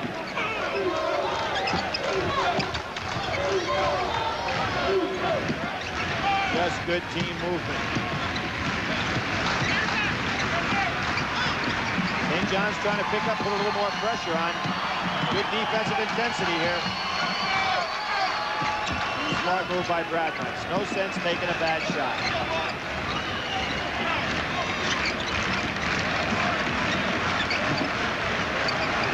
Clock coming down to 7:30. This is not a total delay, just trying to make sure they get a good layup. Wingate ships it back outside.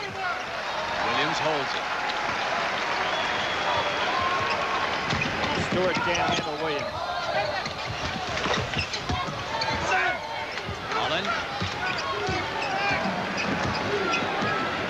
Now if they're going to start a run against the Hoyas, they can't wait much longer. Mullen coming in, rejected by Ewing. Nothing there.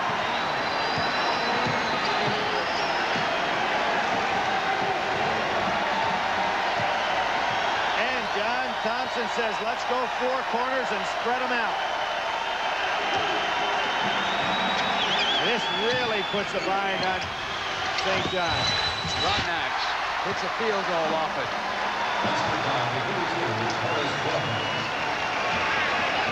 And here's where your pride has to take over a little bit, Brent, because you're really out of the ball game, but you don't want to get blown out of this thing completely. Sherry coming inside. He was fouled.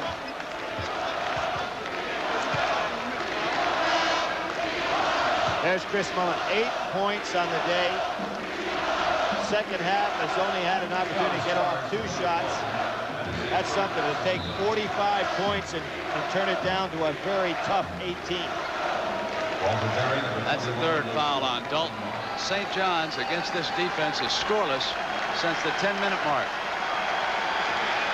Last Saturday afternoon, when Georgetown reacted in great jubilation after beating Georgia Tech, I had the distinct feeling that they felt they had beaten the team that would give them the most competition in this tournament. And now you have to appreciate even greater the job that Georgia Tech did.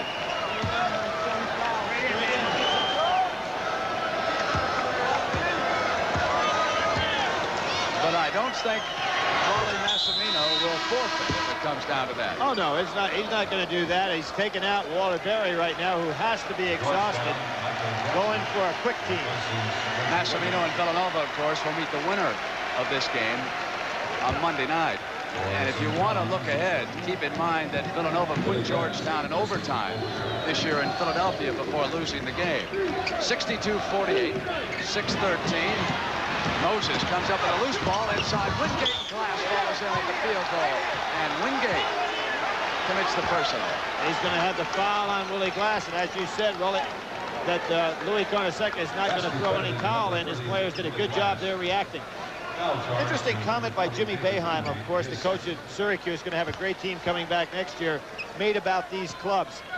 He didn't feel St. John's, and he should know these teams better than any of us. He didn't think St. John's could beat Georgetown, but he said Villanova can. That's a very interesting observation. He feels they protect the ball and they use that clock very well. Or the game without the clock, I should say. For St. John's, Williams returning for Georgetown. Wingate sits down.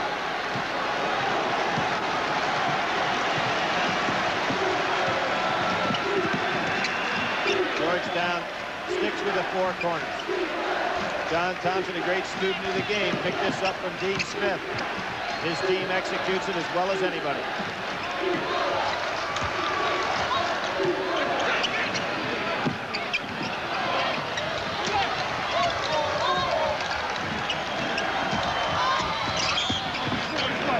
Off of St. John's player's foot. That pass by Broadnax was designed to get Patrick Ewing on a backdoor cut, just a little bit too far to have to try to go cross court with a bounce pass.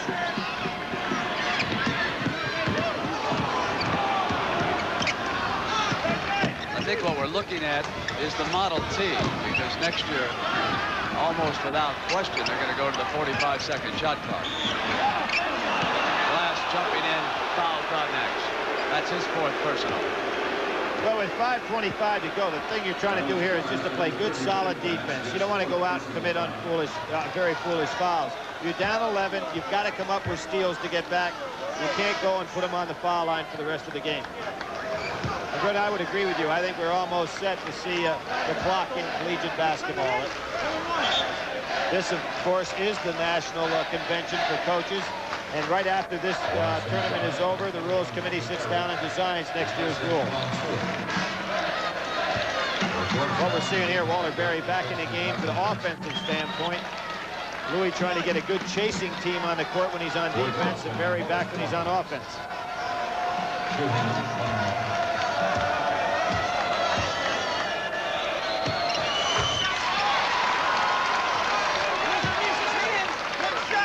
Broadnax only a 63% free throw shooter on the year. I don't know when everyone misses him, because I've never seen him miss in a ball game. He seems like he's right on target.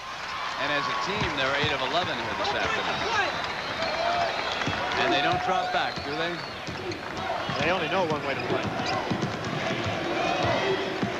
I bet you Chris Mullen will be happy never to play him again and have to face his box and one.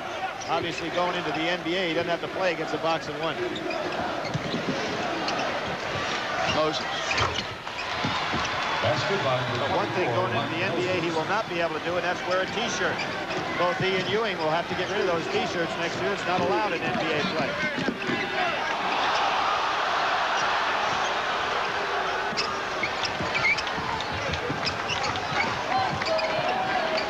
Here, Georgetown just happy to get exactly what they want or use up the clock.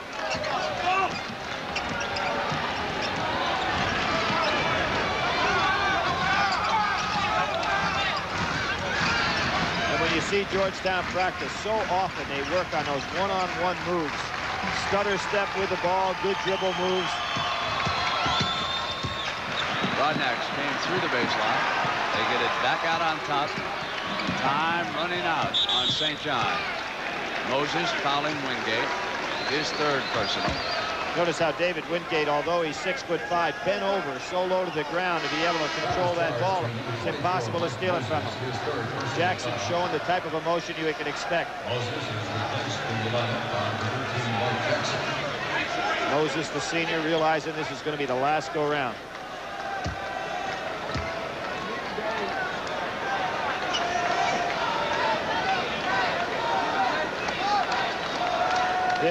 Now, what we have right here, you see the St. John's player, the die is cast. They're making Louis Carnesecca have his players go back down to the bench area rather than just substitute them on in for offensive, defensive purposes.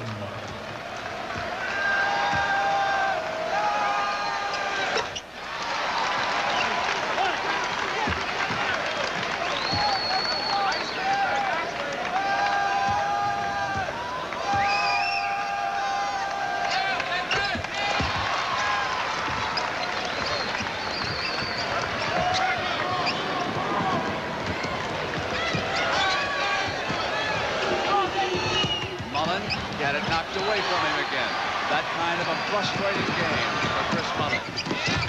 Broadnax missing, getting it back. Every loose ball is going Georgetown's way. They have all game.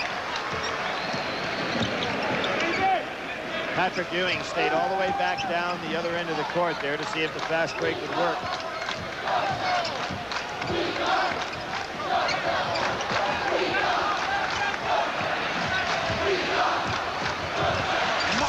And Berry met him and fouled him.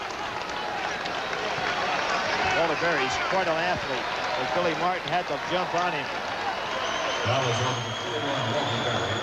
Billy Martin was going for the dunk on this play. Wingate again dribbling close to the ground, takes it in.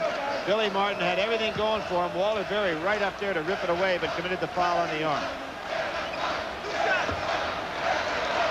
Well, Brett, you really have to appreciate the game that St. John's won against Georgetown. That was down at the Cap Center. They had the big lead, 18-point lead at one time. Tremendous display of basketball. And, of course, throw out a credit to Syracuse. They're the only other team to beat this club.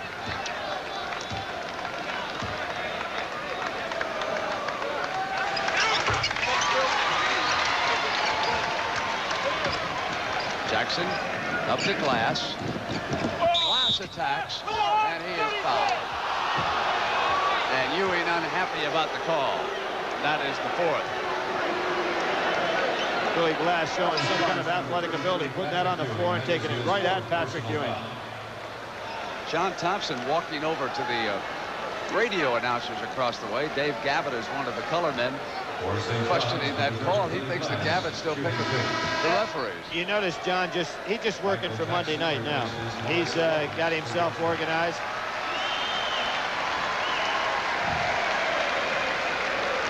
And of course the Villanova players. No, I wonder about Eddie Pinckney. He couldn't come over for the interview. He was sick, and I don't know. Nobody knew whether it was a stomach flu or virus, but he was not able to come over. He was sick last night, and he played the game, and he went right away into the locker room. But it is not serious. Eddie Pinckney will be able to play Monday night, and the reports are it's not that serious. Martin coming up. 3:19. Chris Mullen has 100 consecutive games, double figures, and in this game he has scored only 8. So Mullen's consecutive string is on the line. Here comes Ewing.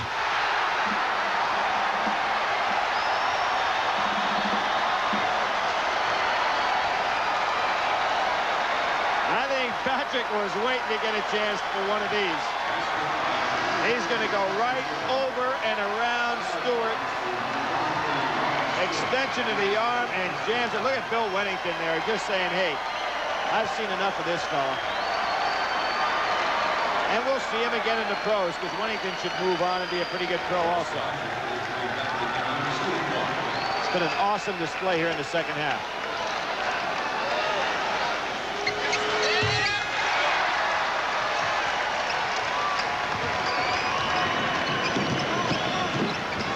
Jackson penetrating, getting it inside the glass. Willie Glass from Atlantic City. A great leaper. The St. John's club will be solid next year, even though they lose 3 outstanding seniors. Mullen, Wennington, and Moses. Got a lot of talent there. Rodnack's to the Georgetown bench. I don't think you should feel sorry for John Thompson either. His club isn't going to exactly have a bare cupboard. Glass blocks it. Wingate gets it back. It's Jackson, and they get it to Martin.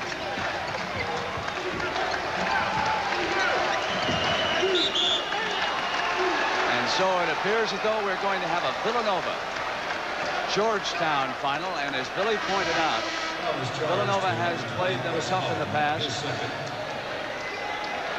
The season before this, they beat them in double overtime. This year, they got them into overtime before losing. And they also dueled away in Landover before falling to Thompson. Well, Brent, it was amazing. And we were talking last night when you said about Georgetown's last 6 losses. 4 of them were committed by 3 of the teams here in the Final Four. Villanova, who played the great game against them last year, upset them. St. John's has beaten them twice, and Memphis State. Your time for that championship game on Monday night is 9 p.m. Eastern time. Jackson coming through for the layup. Basketball number 13, Mark Jackson.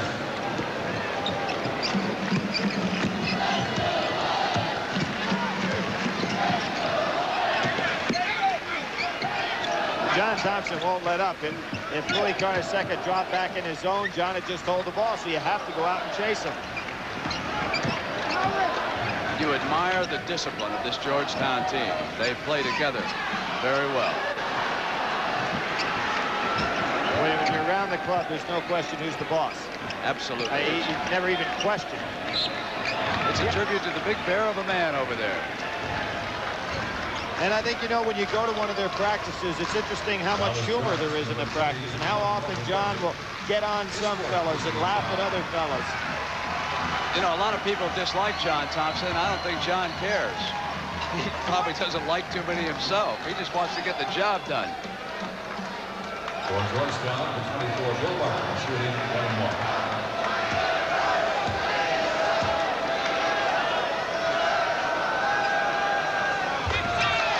Billy Martin, there's a fella that had the most impressive 1-for-8 day I've ever seen in basketball. Harold Pressler. Pretty good dresser. These are men from Mystic, Connecticut. They know how to dress it up. Well, he made that sensational layup. It came up with a lot of big plays, just a solid game.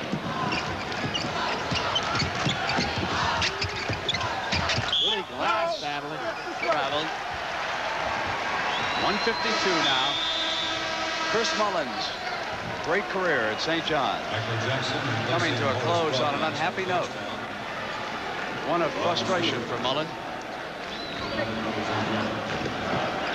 He has scored only 8 points. He needs at least 2 more to keep that streak alive, but he'd gladly trade that to be within 4 points of the Hoyas right now.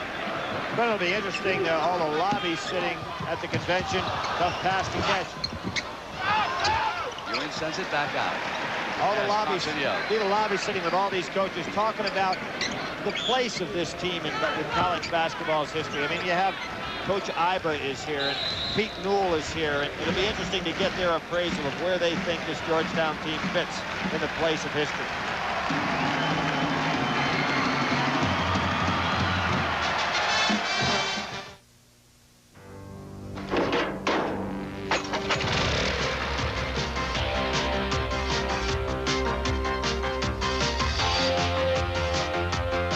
If you expect an engine to start quick, work hard, and last long, remember, the easiest job a Briggs & Stratton engine will ever do is mow your lawn. Ask for Briggs & Stratton, the power in power equipment.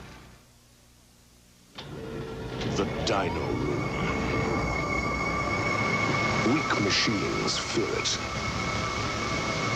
Once harnessed to the dynamometer, there are no secrets. The Honda Magna. Its V4 power seems immeasurable. The power of Magna. All the power you'll ever need. So it's going to be prime time again for the Hoyas at Georgetown. A year ago, they defeated Houston. When Ewing was a freshman, of course, they were beaten by North Carolina. A great performance turned in by James Worthy in that game. I still remember Ewing rejecting 5 shots for Thompson, goaltending in the first half of that title game down in New Orleans. One of the more remarkable careers, Ewing and Georgetown.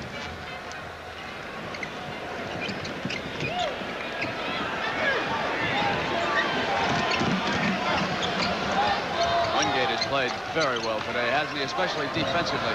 He started out this frustrating trip for Mullen. A lot of coaches sitting in the stands here in the Rupp Arena wondering, how do you beat this team? Well, there's only one more coach that's going to have to worry about it, because Ewing does graduate. This is not the Boston Celtics. Oh, Reggie Williams may have twisted that ankle again. He did not practice yesterday on it. And he was limping a little bit. Hurt that ankle, of course, up in the Eastern Regional. There's Chris Mullin down. That streak will have ended, right, Brent? Yes, it will. Just a very well-conceived defense by Georgetown, an excellent execution. They just didn't let Chris Mullin get started.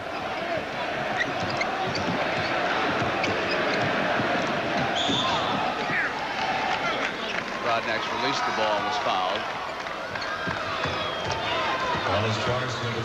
Last minute, one thing I'd like to say, I sure would like to congratulate all the good folks here in Lexington, Kentucky. We came back to a small town. This is the smallest town where the Final Four has ever been held, and I've never seen a group of people try any harder than these folks have down here. They've been so hospitable to the players and the coaches and the media. It's been a great trip for everybody.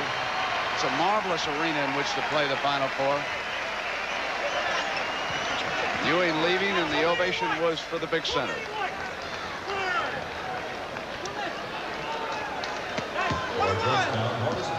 Adolph Rupp was a legend down here, and one time he came out and this place was always full, Rupp Arena. He spotted a woman with 3 empty seats, Billy, and he walked over to her and he said, "Ma'am, what about these 3 empty seats here for the Wildcats?" She said, "Oh, Mr. Rupp, my husband passed away." And he said, "Well, I'm very sorry to hear that, ma'am, but what about the other 2? And she said, "Oh, well, my son and daughter are at the funeral right now." I knew you were going to get that in before this day was over. I was hoping it wouldn't be at a time we needed to use some clock. Apocryphal or not, that's the story of Kentucky basketball. They love it down here. And I'm sure if it turns out to be Lute Olson, they'll be right back stocking a championship just like these Hoyas at Georgetown. Oh, what a move by Wingate. Drew the foul as he came in. One thing I'm very happy to see, these 2 teams have been such bitter rivals, and everybody who has seen them play anticipated to be some kind of fisticuffs. We're 21 seconds away from that not taking place. His personal foul.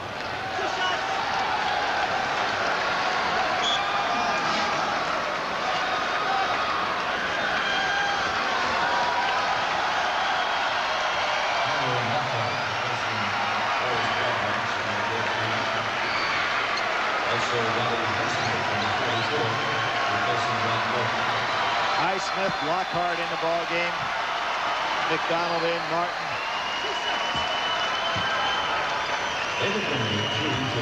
You kind of get the feeling Georgetown was expecting to play one more game when they came out here. They've been all business from the get-go. Of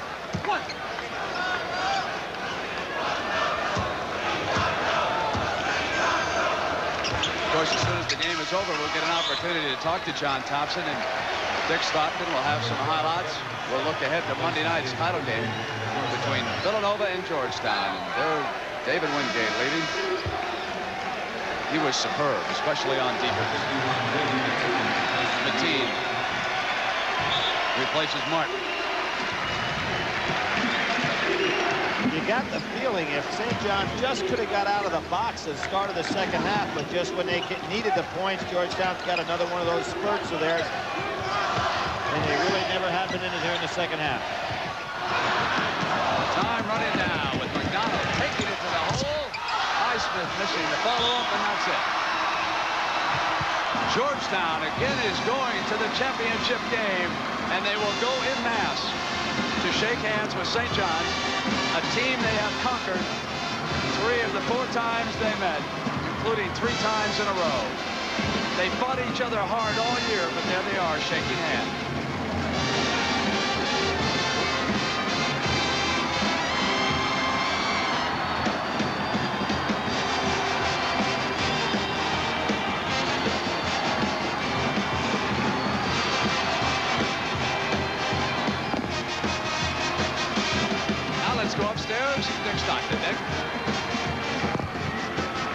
A sad ending for Lou Carnesecca, but for the Georgetown Hoyas, they're within 1 game of a 2nd consecutive NCAA championship as Georgetown defeats St. John's 77-59, and John Thompson is 1 game away from another title.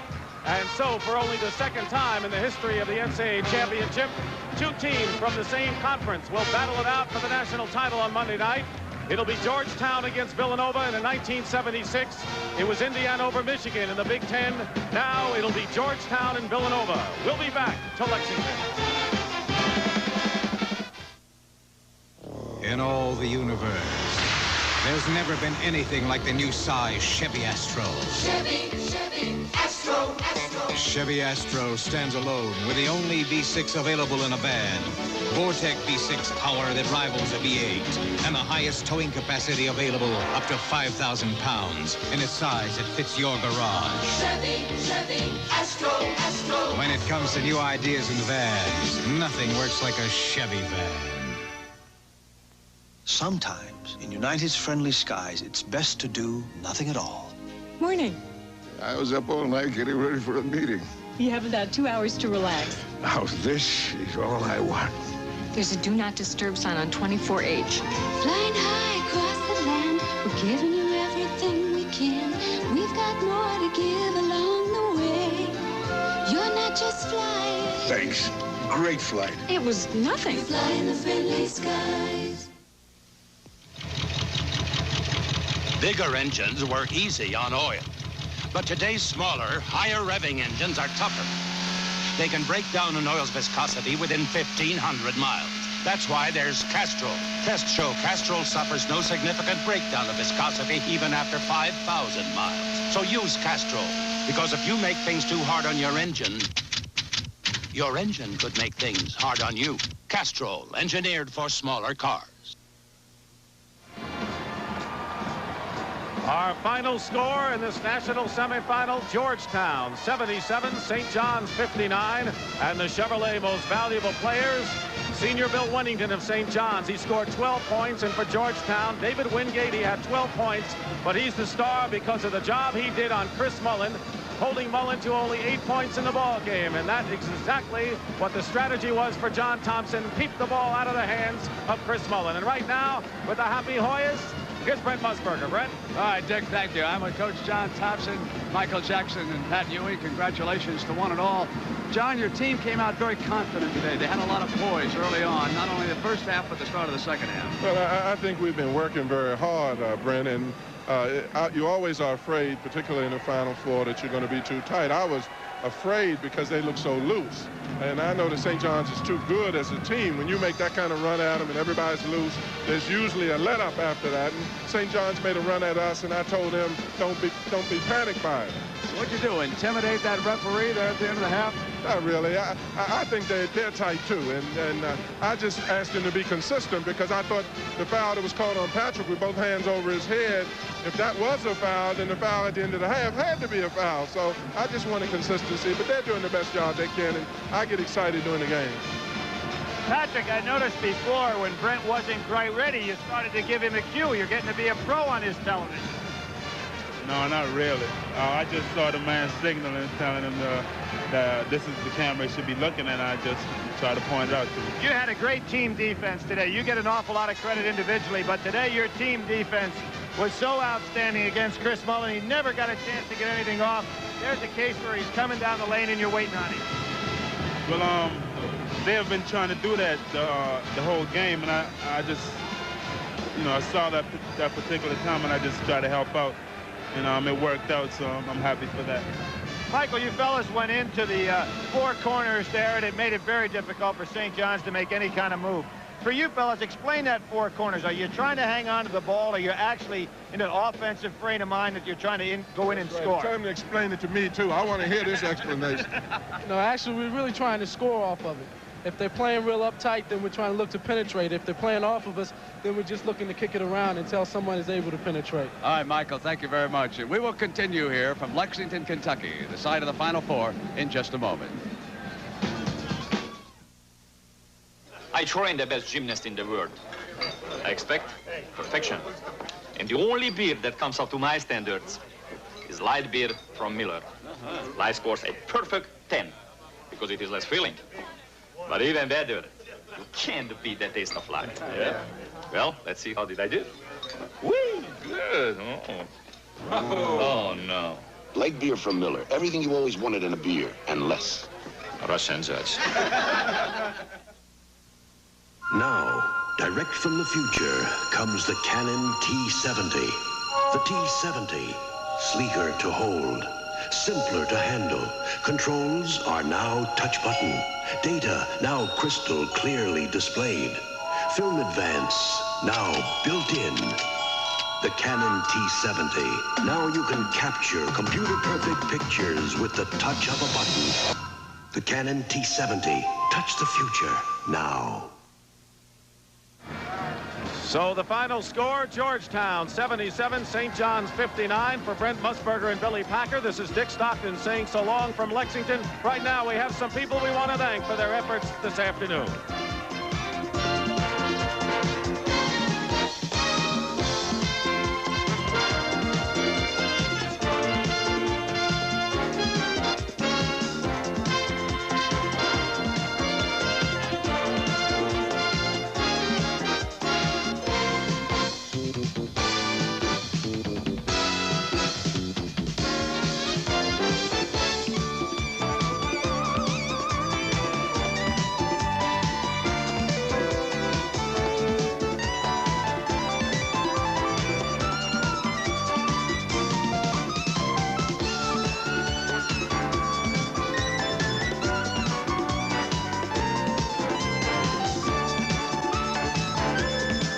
Be sure and join us tomorrow at 1 p.m. for the Women's NCAA Championship game between Georgia and Old Dominion, followed by final live coverage of the Tournament Players Championship beginning at 3 o'clock.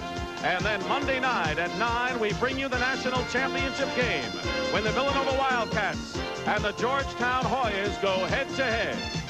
NCAA basketball has been a presentation of CBS Sports.